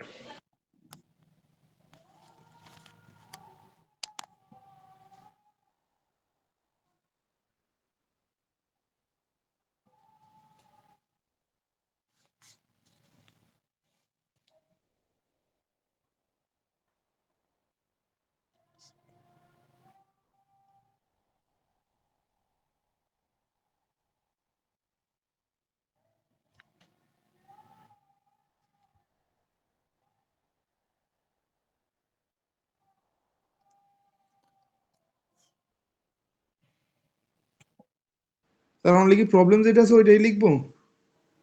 Problem statement. স্যার আমি কি বলতে পারি, আমি একটু লিখছি হ্যাঁ আর হ্যাঁ কি। বলেন বলেন বলেন। We can see here the effect of unemployment in the society, which is greatly reduced in the society. হয়নি হয়নি, এটার মধ্যে এথিক্যাল ইস্যু বোঝা যাচ্ছে না। স্যার আমি স্যার প্রবলেম, বলতে পারি হ্যাঁ স্যার? হ্যাঁ বলেন বলেন। Despite having a well-crafted resume and actively applying for job, you are struggling to secure even in interviews due to lack of job experience. না, এটাও হয়নি স্যার। একটা বিষয় বুঝেন, আম, আমি চাকরি পাচ্ছি না, এটা এথিক্যাল প্রবলেম না। কথা বুঝতে পারছেন? আমি জব পাইতেছি না, সেটা কোনো সমস্যা না, এথিক্যাল ইস্যু না। এথিক্যাল ইস্যুটা এখানে কোন জায়গায়, ওইটা একটু ডিটেক্ট করার চেষ্টা করেন। আচ্ছা, অন্য কেউ একজন বলেন তো সোজা বাংলায় যে এখানে এথিক্যাল প্রবলেমটা কি, সহজ স্যার বাংলায়। বেকারত্ব। না, বেকারত্ব না। বেকারত্ব এবং কি সে সঠিকভাবে মানে তার যেহেতু জব এক্সপিরিয়েন্স নাই, যে কারণে সে কোনো জায়গার মধ্যে ইন্টারভিউ কলও পাচ্ছে না এবং কাজও পাচ্ছে না, এমন কিছু একটা। হুম, ethical issue, ethical issue, right and wrong, এই প্রবলেমটা কোন জায়গায়? অন্য কেউ? Skill. হচ্ছে না। অন্য একটু চিন্তা করেন, একটু চিন্তা করেন। স্যার এটা হচ্ছে যে যারা not being non honest with experience my resume. তাদেরকে একটু সুযোগ দেওয়া আর কি, সুযোগ দেওয়া যেন জব করতে পারে আর কি, একটু Sir, সুযোগ দেওয়া স্যার। অন্য কেউ, অন্য কেউ? sir, not being honest with my resume, ব্যাপারটা ইয়েস, এরকম। ইয়েস, প্রবলেমটা স্যার এইখানেই, মিথ্যা কথা বলা। বুঝতে পারছেন? এথিক্যাল প্রবলেমটা হচ্ছে আমার সিভির মধ্যে আমার জব এক্সপিরিয়েন্সটাকে বাড়ায় বাড়ায় লেখা। ঠিক আছে? এটা হচ্ছে এথিক্যাল মানে ইস্যু। তার জব এক্সপিরিয়েন্স নাই, তাও সে বানিয়ে মানে অনেক কিছু তাও লিখতেছে, যে, কিন্তু হ্যাঁ সেইটা তাও, পারে না। হ্যাঁ সে আসলে পারে না সেটা না, ব্যাপারটা হচ্ছে সে তার তো এখানে স্কিলের বিষয়টাও এখানে উল্লেখ নাই, এই প্রশ্নে কিন্তু বলা নাই যে আমি কিছু পারি না। এখানে যেটা বলতেছে আমার এক্সপিরিয়েন্স নাই, সেই জন্য আমি দুলা ভাইয়ের কোম্পানিতে যে কিছুদিন চাকরি করছিলাম, মানে ক্লাস প্রজেক্টের জন্য গেছিলাম, সেটাকে আমি একটা জব হিসাবে রিপ্রেজেন্ট করতে চাই। আমি লিখতে চাই যে আমি অনেক গুরুত্বপূর্ণ কাজ করছি, আমার এই কয়েক সপ্তাহের মধ্যে এটা আমার একটা ইন্টার্ন ছিল, এরকম কিছু একটা জিনিস। অর্থাৎ দেখেন, you could reword the resume to make it sound as if you are actually employed and that your responsibilities were greater than they actually were. মানে হচ্ছে কি, আপনি আপনার রেজুমের কথাগুলো একটু চেঞ্জ করে এমন ভাবে লিখতে চান যাতে বোঝা যায় যে আপনি চাকরি করতেন বা কোনোভাবে এমপ্লয়েড ছিলেন। অর্থাৎ রেজুমের মধ্যে মিথ্যা কথা বলাটা হচ্ছে এখানে আমাদের ইথিক্যাল ইস্যু। স্যাররা বুঝতে পারছেন? আমি জব জি পাচ্ছি স্যার। না, এটা প্রবলেম। তাহলে কেউ একজন একটু ট্রাই করেন, 2-1 মিনিট, জাস্ট একটা সেন্টেন্স।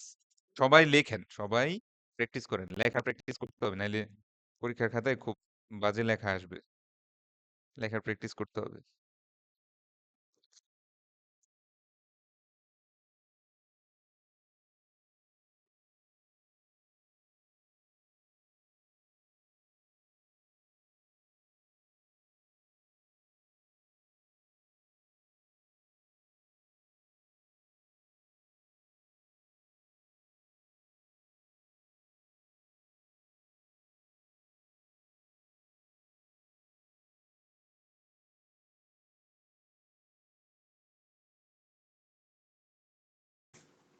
স্যার এভাবে বললে কি হবে, এই যে আমি হ্যাঁ একটা হ্যাঁ বলতে বলেন পারি? বলেন। Here it appears that the person resorted to lies to bolster his resume. The person, আরেকবার একটু বলেন sir. Here it appears that the appears that a person resorted to lies to bolster his resume. Bolster his resume, এটা বলতেছেন? জি sir. হ্যাঁ হ্যাঁ, হইতে পারে, হইতে পারে। অর্থাৎ তার রেজুমেটা স্ট্রং করার জন্য চেষ্টা করতেছে বাই টেলিং লাইস। মিথ্যার আশ্রয় নিয়েছে জন্য সে। অন্য কেউ, অন্য দু একটা,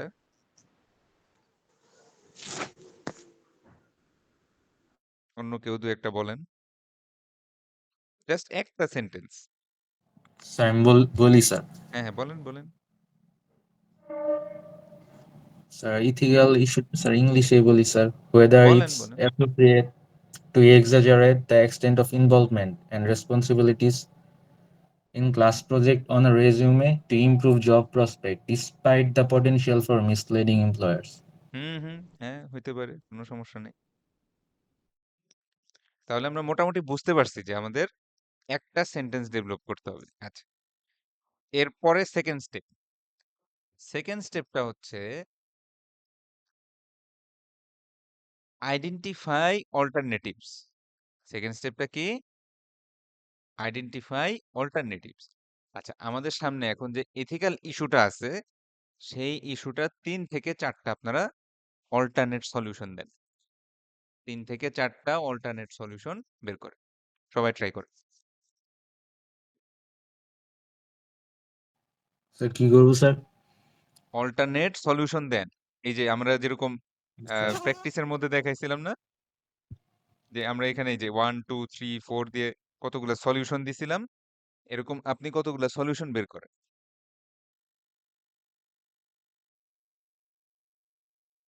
3 থেকে 4টা অল্টারনেট সলিউশন বের করেন আপনার এই প্রবলেম স্টেটমেন্টটার উপরে। যেটা ডেভেলপ করছেন সেটার উপরে 3 থেকে 4টা প্রবলেম স্টেটমেন্টের উপরে সলিউশন বের করেন। আমি প্রশ্নটা খুলে রাখতেছি। আপনাদের যা মনে হয় যে আচ্ছা ঠিক আছে, কেউ বলবে আমি ইন্টার্ন করি, আমি জবের জন্য অ্যাপ্লাই করে পাচ্ছি না, তাহলে এক কাজ করি ইন্টার্নশিপের জন্য অ্যাপ্লাই করি। কেউ বলবে আমি স্কিল ডেভেলপ করি, কেউ বলবে আমি মিথ্যা কথা বলি। একে একজন এক মানে এক এক রকম সলিউশন বের করবে। তো আপনাদের যা মনে হচ্ছে আপনারা লেখেন, কোনো সমস্যা নেই।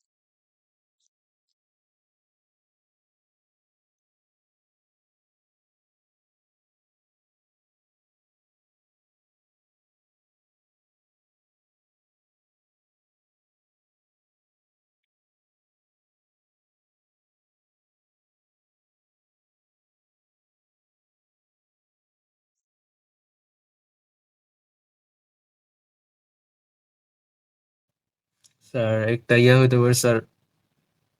উনি যখন আর কি ওনার দুলাভাইয়ের ইয়াতে কাজ করতেছিল, তখন স্যার কিছু এক্সপিরিয়েন্স গেইন করতে পারতো।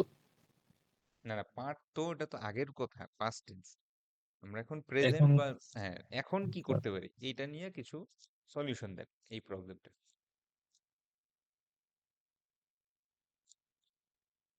স্যার সৎ থাকতে পারি, স্যার, জাস্ট হ্যাঁ হ্যাঁ এটাই স্যার এটা করা হ্যাঁ যেতে হইতে পারে পারে, একটা beyond সলিউশন হইতে পারে extend যে telling exactly what my project of- এন্টাইটেলস। ঠিক আছে, আমার প্রজেক্টটা অ্যাকচুয়ালি কি এবং আসলে কতটুকু কাজ আমি করছিলাম, ওইটাই আমি লিখবো। I will not tell lie in the resume. হইতে পারে, হইতে পারে। জি স্যার। আরো অন্য কোনো দু একটা সলিউশন, দু একটা বলেন। যেমন আপনাদের তো হয়েছে কি অনলাইনে, আপনাদের আমি সামনেও পাই না। স্যার আমি বলবো, হ্যাঁ হ্যাঁ বলেন বলেন। Number of one, he has to improve his skills. আচ্ছা হইতে পারে improving skills. Number of two, write about what you know in the CV. Write about your skills and your expertise in the CV. হ্যাঁ হইতে পারে, কিন্তু দেখেন সে কিন্তু already তার সিভির মধ্যে স্কিলস এবং তার যেই নলেজগুলো আছে সেগুলো সে কিন্তু অলরেডি ডেভেলপ করছে। তার মেইন প্রবলেমটা কি ছিল? জব এক্সপিরিয়েন্সটার ব্যাপারে তার মিথ্যা কথা বলা লাগতেছে। ওয়ার্ক, এরপরটা স্যার হলো work internship in a company to increase experience. এইটা হইতে পারে, এইটা হইতে পারে। হ্যাঁ, কারণ আমরা কিন্তু এখানে কোনোভাবেই বলি নাই যে ছেলেটা বা মেয়েটা স্কিলফুল না। ঠিক আছে, সে স্কিল আছে, হয়তো নাই, ওটা এই প্রশ্ন থেকে বোঝা যাচ্ছে না। কিন্তু যেটা বোঝা যাচ্ছে সেটা হচ্ছে তার জব এক্সপিরিয়েন্স না থাকার কারণে সে তার প্রজেক্ট ওয়ার্কটাকেই জব এক্সপিরিয়েন্স হিসাবে লিখতে যাচ্ছে। তাইলে এটা আমাদের ইথিক্যাল ইস্যু ছিল। তাই এটার একটা সলভ হতে পারে যে আপনি আনপেইড ওয়ার্ক বা ইন্টার্নশিপ করবেন। ঠিক আছে, আপনার হ্যাঁ জবের জন্য অ্যাপ্লাই করছেন, হচ্ছে না, তাইলে একটা আনপেইড ওয়ার্ক করি, তাইলে হয়তো নিতে পারে। কারণ আনপেইড ওয়ার্কের জন্য সাধারণত এক্সপিরিয়েন্স পারসন খুঁজে না। হইতে পারে। আরো অন্য কিছু, অন্য কোনো সলিউশন? আর কেউ? এই দুইজন স্যারই খালি বললে হবে? আরো তো অনেকগুলা মানুষ আছে এখানে, কথা বলতে হবে স্যার।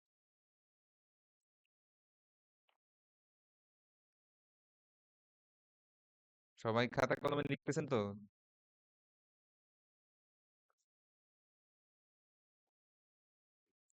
মোহাম্মদ মিজান আশরাফ। জি স্যার। জি স্যার। স্যার আপনার প্রবলেম স্টেটমেন্ট একটু বলেন তো। স্যার ফার্স্ট অফ অল যেটা লিখছি সেটা হচ্ছে ডেভেলপিং স্কিলস, সেকেন্ডেরটা ইন্টার্নশিপ, আর থার্ড লিখছি যে ডিসক্রাইবিং হোয়াট ডিড, মানে আমি যেটা করছি এবং আমি বোঝাবো যে পরবর্তীতে আমি করতে চাই, আমি করব, আমি সিরিয়াস হব হ্যাঁ, এই এখানে বিষয়টার জন্য। সেন্টেন্সগুলো অতিরিক্ত ফ্র্যাগমেন্টেড হয়েছে, যার কারণে বোঝা যাচ্ছে না।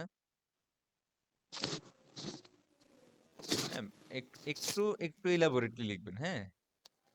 জি আপনি যদি এই তিনটা ওয়ার্ড লেখেন, ডিসক্রাইবিং হোয়াট ডিড, তাহলে কিন্তু আমি পরীক্ষার খাতায় দেখে বুঝবো না যে আপনি কি বুঝাতে চাচ্ছেন। বুঝতে পারছেন? একটা অর্থবোধক সেন্টেন্স লিখবেন, জি জি অথবা অর্থবোধক সেন্টেন্স ফ্র্যাগমেন্ট লিখবেন। জি স্যার। অন্য আর কি আছে দেখি। জিশান মৃধা। জিশান মৃধা। স্যার আমি একটু বাইরে আছি রাস্তায়। আচ্ছা আচ্ছা। তাহলে কামরুন নাহার আক্তার। স্যার আমি একটা বলি, হ্যাঁ হ্যাঁ, বলেন বলেন বলেন। Success in the long run in achievable through accuracy and honesty. আচ্ছা, এটা হচ্ছে, এটা অনেকটা মানে সলিউশন হয় নাই। মানে আপনি বুঝাইতে যাচ্ছেন যে আমি যদি অনেস্ট থাকি তাহলে ইন দা লং রান আমি সাকসেস অ্যাচিভ করতে পারবো, তাই তো? জি স্যার, জি স্যার। এটা ঠিক মতো হয় নাই, বাট ঠিক আছে, সমস্যা নেই, সমস্যা নেই। আচ্ছা, তাহলে বুঝতে পারছেন তো আমাদের 3 থেকে 4টা পয়েন্ট লিখতে হবে। ওকে, 3 থেকে 4টা পয়েন্ট লিখতে হবে। এইবার যেটা করবেন, আপনি যে 3-4টা সলিউশন দিছেন, এই সলিউশন গুলার মধ্যে যে কোনো একটা চুজ করেন। যেমন আপনি চুজ করলেন যে আই উইল স্টে অনেস্ট, আপনি চুজ করলেন I will do an unpaid work, আপনি চুজ করলেন I will develop my skills, I will take some time and develop my skills then apply. বিভিন্ন ভাবে আপনি যে অনেকগুলা সলিউশন পেলেন। আপনি চুজ করলেন I will continue lying in the CV. না, মিথ্যা কথা বলতেছিলাম, বলতেই থাকবো, মিথ্যা দিয়েই পাঠাবো, সমস্যা নেই। আপনি যে কোনো অ্যান্সার চুজ করেন, কোনো সমস্যা নেই, যে কোনো একটা অল্টারনেট চুজ করে এই 4টা এথিক্যাল অ্যাপ্রোচের যে কোনো একটা দিয়ে আপনার উত্তরটা ব্যাখ্যা করেন। 4টা এথিক্যাল অ্যাপ্রোচের যে কোনো একটা উত্তর দিয়ে ব্যাখ্যা করেন। আবারও বলে দিচ্ছি সেদিন স্যার অ্যাপ্রোচগুলো। মেনশন করবো স্যার যে আমি এই ইথিক্যাল হ্যাঁ অ্যাপ্রোচটা হ্যাঁ ইয়া হ্যাঁ করতেছি। হ্যাঁ, মেনশন করুন। আবার একটু বুঝাই বলতেছি অ্যাপ্রোচগুলো কি কি কাজ করে। ভার্চু এথিক্স বলে একজন ভার্চুয়াস পারসন বা একজন সৎ গুণাবলী সম্পন্ন পারসন যেটা চুজ করে সেটাই সঠিক। ইউটিলিটেরিয়ান বলে যে কারো একটু ক্ষতি কারো একটু লাভ হলেও ওভারঅল কনসিকুয়েন্স যদি ভালো হয় কোনো ডিসিশনের মাধ্যমে, সেটাই সঠিক। ফেয়ারনেস বলে না, প্রত্যেকে সমান, আরো একজনেরও ক্ষতি যদি হয় সেটা ফেয়ার হবে না। ফেয়ারনেস অ্যাপ্রোচ অনুসারে প্রত্যেকটা স্টেক হোল্ডার যদি লাভবান হয় তাহলে সেটা সঠিক। কমন গুড বলে আপনার সোসাইটির কোনো কমন সেট অফ ভ্যালুজ এবং প্রিন্সিপল যদি আপহোল্ড হয়, এইরকম ডিসিশনটাই সঠিক। যে কোনো একটা অ্যাপ্রোচ দিয়ে আপনার যে কোনো একটা পছন্দের চয়েস অফ অল্টারনেট ব্যাখ্যা করে। এটা একটু ছোট, একটু বড় হবে, 5-7 লাইন হবে, এটা প্যারাগ্রাফের মতো। তো লেখেন 5 মিনিট।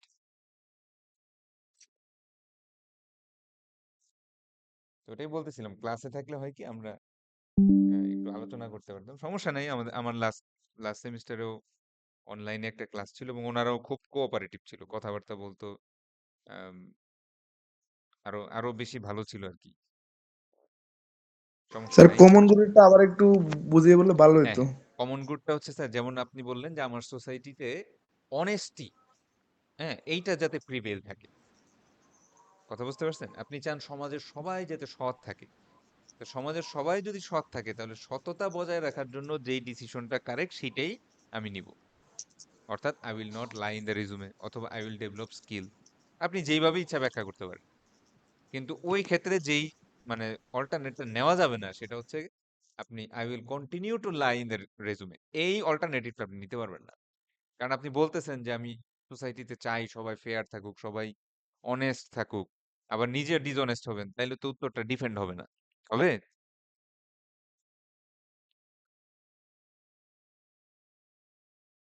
তো এটা একটু লেখার ট্রাই করেন। চার্জে বসাইতে হবে।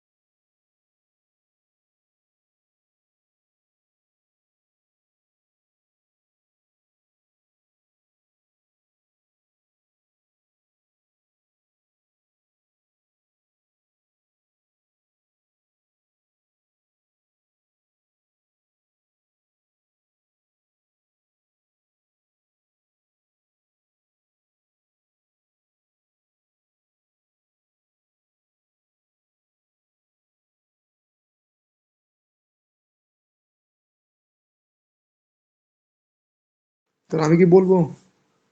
হ্যাঁ, হ্যাঁ, বলেন sir. I will choose common good approach here because in common good approach always works by honest person where he shows what he can. So here he has to do internship first for some time. Later he will apply for a new company after gaining experience. আচ্ছা, তাহলে এইখানে একটা ছোট্ট জিনিস mistake হয়েছে যে common good অ্যাপ্রোচটা হচ্ছে সোসাইটির ব্যাপারে। অনেস্ট পারসন আপনি যেটা ব্যাখ্যা করছেন সেটা হচ্ছে ভার্চু এথিক্স হয়ে গেছে। কথা বুঝছেন? ভার্চু এথিক্স বলে যে একজন ভার্চুয়াস পারসন সাধারণত অনেস্ট হয়, সে তার রেজুমের মধ্যে মিথ্যা কথা লিখে না। এই জন্য ভার্চু এথিক্স অনুসারে আমি চুজ করব হচ্ছে ইন্টার্ন করাটা। আপনাকে একটু বলতে হবে যে I will choose doing internship and letter applying for the job because according to virtue ethics an honest person is a virtuous person and an honest person will never lie in their resume. So I will also not lie in the resume. I will wait for some time doing some unpaid work or internship. Then after gaining adequate amount of experience, I will again apply for a job. ঠিক আছে? এইভাবে আপনি সুন্দর মতো লিখতে পারেন। ওটা common good approach না, ওটা ভার্চু এথিক্স অ্যাপ্রোচ হয়ে গেছে। এই ভুলটাই হয় বেশি, যে স্টুডেন্টরা দেখা যায় এথিক্যাল অ্যাপ্রোচ লেখে একটা, মেনশন করতেছে একটা, কিন্তু ব্যাখ্যা করে ফেলতেছে অন্যরকম।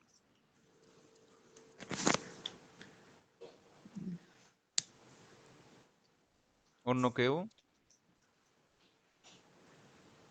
স্যার বার্স্ট যেটা ওইটা দেখা যাচ্ছে না স্ক্রিন হ্যাঁ, শেয়ারে। হ্যাঁ, স্যার আমি বলি, বলেন স্যার।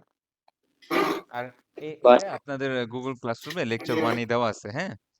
নতুন কোনো লেকচার না, লেকচার 1 এরই একটু নিচের দিকে আছে। বলেন স্যার, বলেন।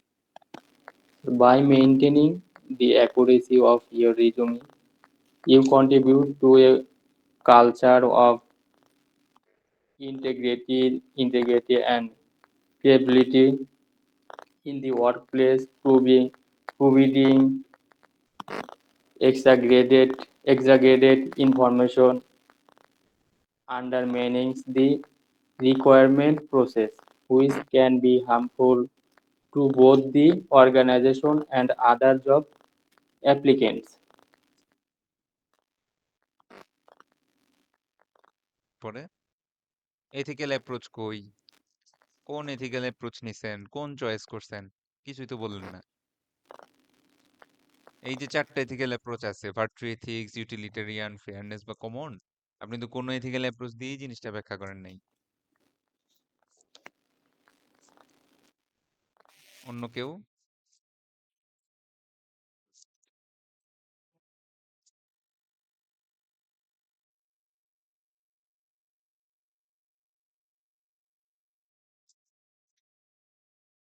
একটু ট্রাই করেন অন্য কেউ। কেউ কিছু বলেন।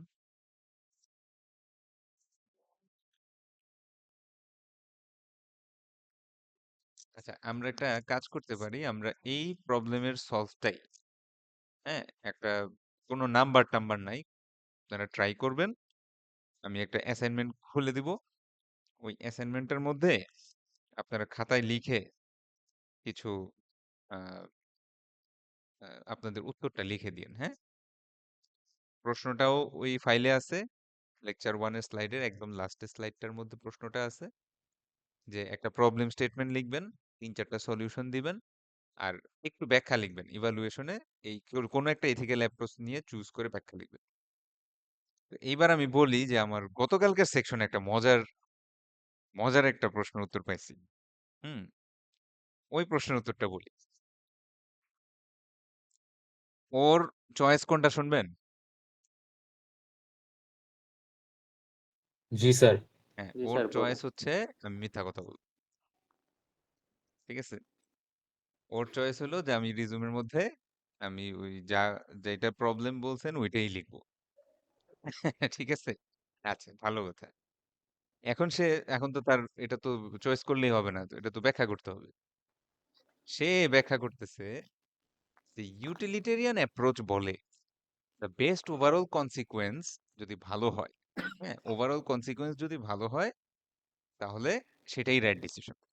তাই না?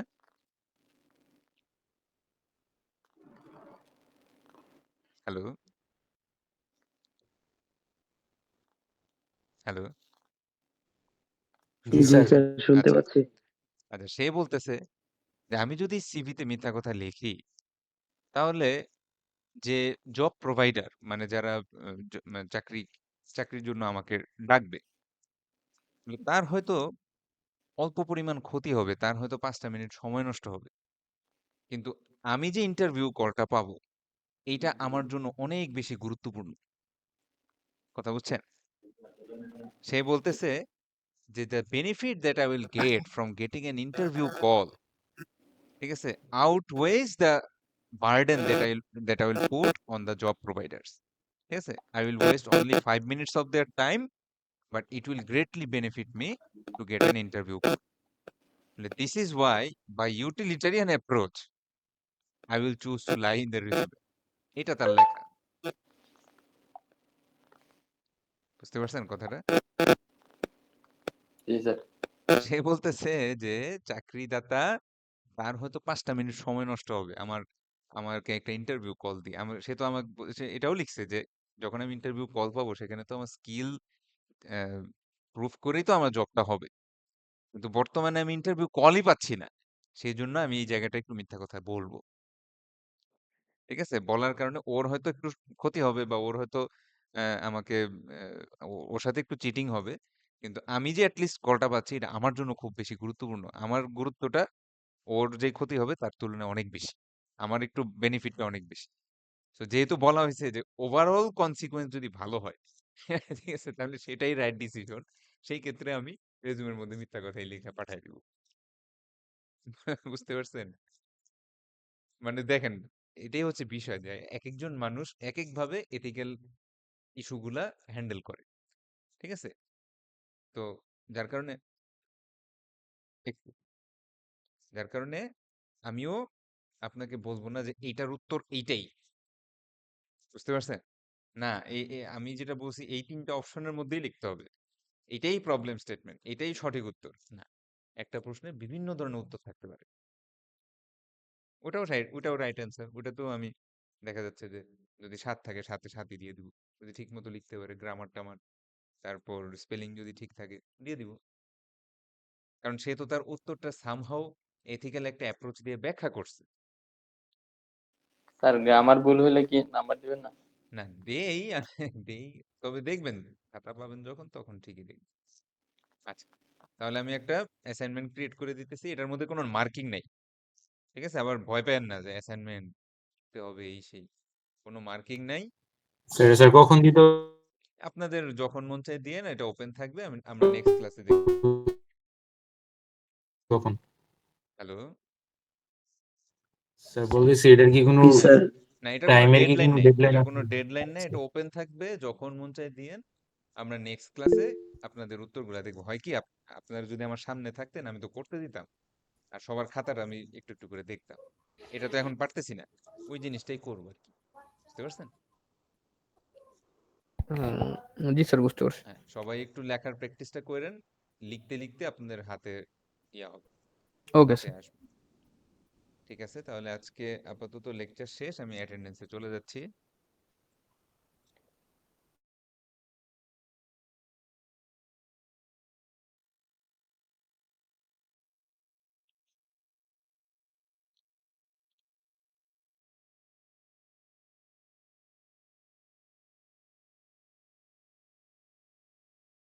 আজকে ক্লাসে কোনো কোশ্চেন বা কনফিউশন? না স্যার, কোনো কনফিউশন না নেই। স্যার। আচ্ছা, Kamrun Sir, Nahar. sir, I want to clear out one point. হ্যাঁ, হ্যাঁ, অফ কোর্স। বলেন। স্যার আপনি একটা দিচ্ছেন, লাইক একটা কন্ডিশন দিছেন, সো ওইটাকে আমি এথিক্যাল ভাবে যে ব্যাখ্যা করব যে লাইক আমার এক্সপেরিয়েন্স নাই, আমি কিছু একটা অ্যাড করতেছি বা নিজেকে প্রেজেন্ট করতেছি with relate I am experience. তো ওইটা কি ওই ইন্ডিভিজুয়াল নিজস্ব পার্সপেক্টিভ থেকে ব্যাখ্যা করবে এই এথিক্যাল জায়গাটা কয়েকটা পয়েন্টে? হ্যাঁ, হ্যাঁ, হ্যাঁ, হ্যাঁ, কয়েকটা পয়েন্ট। গুড। বুঝতে পারছেন।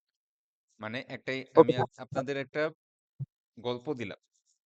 এই গল্প থেকে আপনি এথিক্যাল ইস্যুটা বের করলেন প্রবলেম স্টেটমেন্টে। সেই প্রবলেম স্টেটমেন্টের উপর ভিত্তি করে আপনি ৩ থেকে ৪ টা অল্টারনেট সলিউশন দিলেন যে আমি এটা না করে এটা করতে পারি। যেমন ওখানে বলছিল কি যে আমি চাচ্ছি মিথ্যা কথা বলতে। আপনি বললেন যে না, মিথ্যা কথা বলার দরকার নেই। বরং তুমি কিছুদিন আনপেইড ওয়ার্ক করো। তুমি কিছুদিন স্কিল ডেভেলপ করো। তুমি সত্যি কথা বলো। এরকম বিভিন্ন কতগুলা কন্ডিশন। এখন হবে কি এই যে এতগুলা চয়েস, এই চয়েসের মধ্যে যেকোনো একটা আপনি চয়েস করবেন। বুঝতে পারছেন? জি যেকোনো স্যার, একটা ক্লিয়ার আপনি স্যার। যেকোনো একটা আপনি চুজ করে সেইটাকে একটা এথিক্যাল অ্যাপ্রোচ দিয়ে ব্যাখ্যা করে দিবেন। প্রশ্ন উত্তর স্যার শেষ। মানে এখানে তো স্যার আমরা মানে প্রবলেম স্টেটমেন্টে যা দেখতেছি এটা হচ্ছে মিথ্যা কথা বলতেছিল, এটা মানে প্রবলেম স্টেটমেন্ট, কিন্তু আমরা ওটা ধরতেই পারলাম না যে মিথ্যা কথা না। মানে আমরা মনে করতেছি যে তার স্কিল নাই বলে জব হচ্ছে না। আমরা কি এটা ধরে কাজ করতে পারি, লিখতে পারি? আচ্ছা, স্কিল নাই বলে জব হচ্ছে না। এটা তো এথিক্যাল ইস্যু না। স্কিল না থাকলে জব নাই। এটা কি কোনো এথিক্যাল প্রবলেম স্যার? চিন্তা করে দেখেন তো।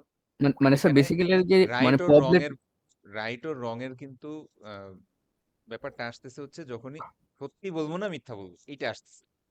স্কিল না থাকলে যে জব হবে না এটা তো অবভিয়াস। বুঝতে বুঝতে পারছি। মানে পারছেন? ওভারঅল প্রবলেম স্টেটমেন্টটা আমাদের জন্য মাস্ট, ওটা ঠিকঠাক করার পর বাদ বাকিগুলো আর কি পার্ট বাই পার্ট লিখতে হবে। হ্যাঁ, সবটাই মাস্ট।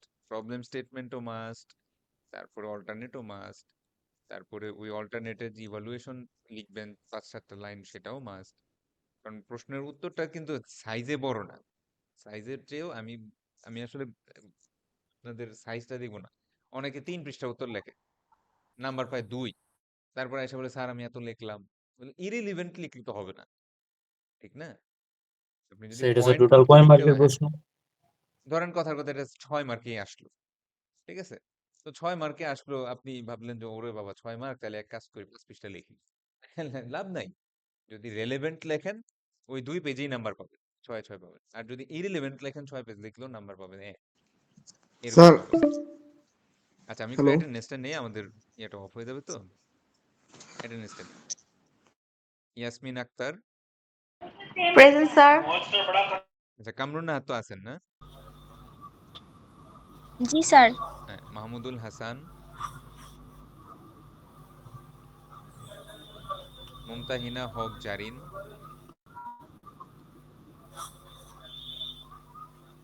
মুসলিমা বিনতে আহসান। আচ্ছা,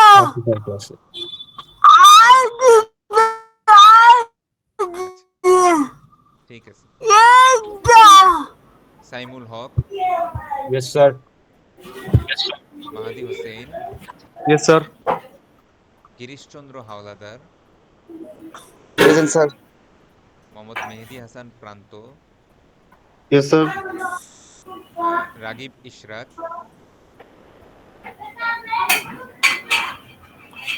তানভীর আহমেদ, লামিয়া আক্তার স্যার ওর রুনা। একটু নেট তানভীর সমস্যা স্যার, প্রেজেন্ট ছিল স্যার। তানভীরের তার একটু তানভীর সমস্যা প্রেজেন্ট আছে আচ্ছা, স্যার, আচ্ছা, প্রেজেন্ট দিয়ে দিতেন। তানভীর আছে না? হুম। Lamia Akter Runa, present sir. Mohammad Jabid Omar, present sir. Ragib Ishrak আসছে,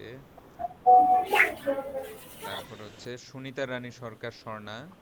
স্যার আমার প্রেজেন্টটা দেওয়া হয় নাই। জাভেদ নাম ওমর। কি? জাভেদ ওমর। সুনিতা রানী সরকার স্বর্ণা, স্যার আমারটা দিয়েছেন তো? আমি স্যার একটা স্বর্ণ গোনা। ছিল, ওর নেট সমস্যা। স্বর্ণা ছিল। আচ্ছা, মামুন। স্যার আমারটা দিয়েছেন? হ্যাঁ, স্যারের নাম কি? লামিয়া আক্তার রুনা। হ্যাঁ, দেওয়া আছে। মামুন, স্যার তানভীর আহমেদ। মামুন 2171 তানভীর আহমেদ দেওয়া আছে তো স্যার। আচ্ছা, মামুন কি আছেন? নাই। Sultana Akter, yes sir. Mehedi Jahan, yes sir. Amir Hossain, yes sir. Hannan Ali. Present sir. Sir গত ক্লাসে আমি একটু বাইরে ছিলাম, যার কারণে অ্যাটেন্ড হতে পারিনি। আচ্ছা, গত ক্লাসেটা তো চলে গেছে, সমস্যা নেই। Zahurul Sheikh, present sir. আবির হাসান মেহেদি,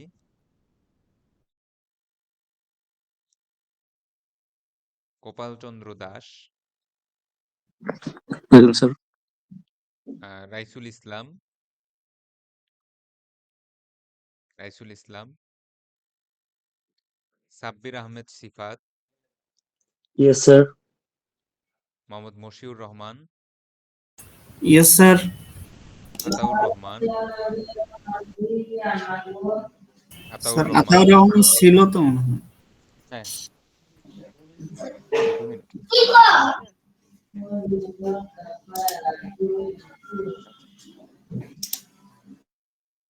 আতাউর রহমান নাই। Mohammad Golam Mostafa, yes sir. Mohammad Al Amin, yes sir. Mohammad Zishan Mridha Shaon, yes sir. Mohammad Mizan Ashraf. Yes sir. আচ্ছা, আর কেউ আছে মিস গেছে? স্যার আমি একটু ওই যে ওইটা নিয়ে লিখছিলাম, একটু বলতে পারি? হ্যাঁ, হ্যাঁ, বলেন। Honest actions are always carried out by honest people. If we are dishonest, we cannot reach a good position. Therefore, I must stay away from falsehood and present only what I am truly capable of, which aligns with the virtue ethics approach. Very good, ঠিক আছে। Here, the person should first undergo an internship for a few months. Later, after gaining experience, they can apply to a new company, which would also be considered truthful. হ্যাঁ, হইতে পারে, ঠিক আছে। তো সমস্যা নাই, অন্যরাও আমি একটা অ্যাসাইনমেন্ট ওপেন করে দিচ্ছি গুগল ক্লাসরুমে। স্যার আমার প্রেজেন্টটা। আপনি কই ছিলেন স্যার এতক্ষণ? স্যার শুনি নাই। 2171 last sir. Tanvir Ahmed present দেওয়া হয়েছে স্যার। দেওয়া হয়েছে? আচ্ছা ঠিক আছে স্যার, থ্যাংক ইউ। যেটা বলতেছিলাম যে হ্যাঁ, ওইটাই, কোনো মার্কিং টার্কিং নাই, আপনারা লেখেন, আমি 2-4টা লেখা পরে আপনাদেরকে রাইট রং ওটা দেখাই দিব, আপনাদের খাতা থেকেই দেখাই দিব। সামনে থাকলে হয়তো কি খাতাগুলো আমি নিজেই দেখে আপনাদের ঠিক করে দিতে পারতাম, কিন্তু অনলাইনে দেখা যাচ্ছে অনেকেই আমরা অনেক ধরনের অন্যান্য কাজ করি। দেখা যায় ক্লাস খোলা আছে ঠিকই, ওই দিক দিয়ে ইউটিউব চালাচ্ছি বা শুয়ে আছি, বা দেখা যাচ্ছে যে বাসে বসে বসে কোনো রকম ক্লাসে আছি। তো অনলাইনে এগুলো হয়, আমরাও করছি। তো যার কারণে আম, একটু অ্যাসাইনমেন্ট সিস্টেমেই যাব। আপনার হচ্ছে লিখে ওটা আপলোড দিন, হ্যাঁ? ওটা কোনো টাইম নাই, কোনো স্কোরও নাই। ওকে, ওকে স্যার, এস স্যার। আচ্ছা, তাহলে আল্লাহ হাফেজ, সালাম আলাইকুম।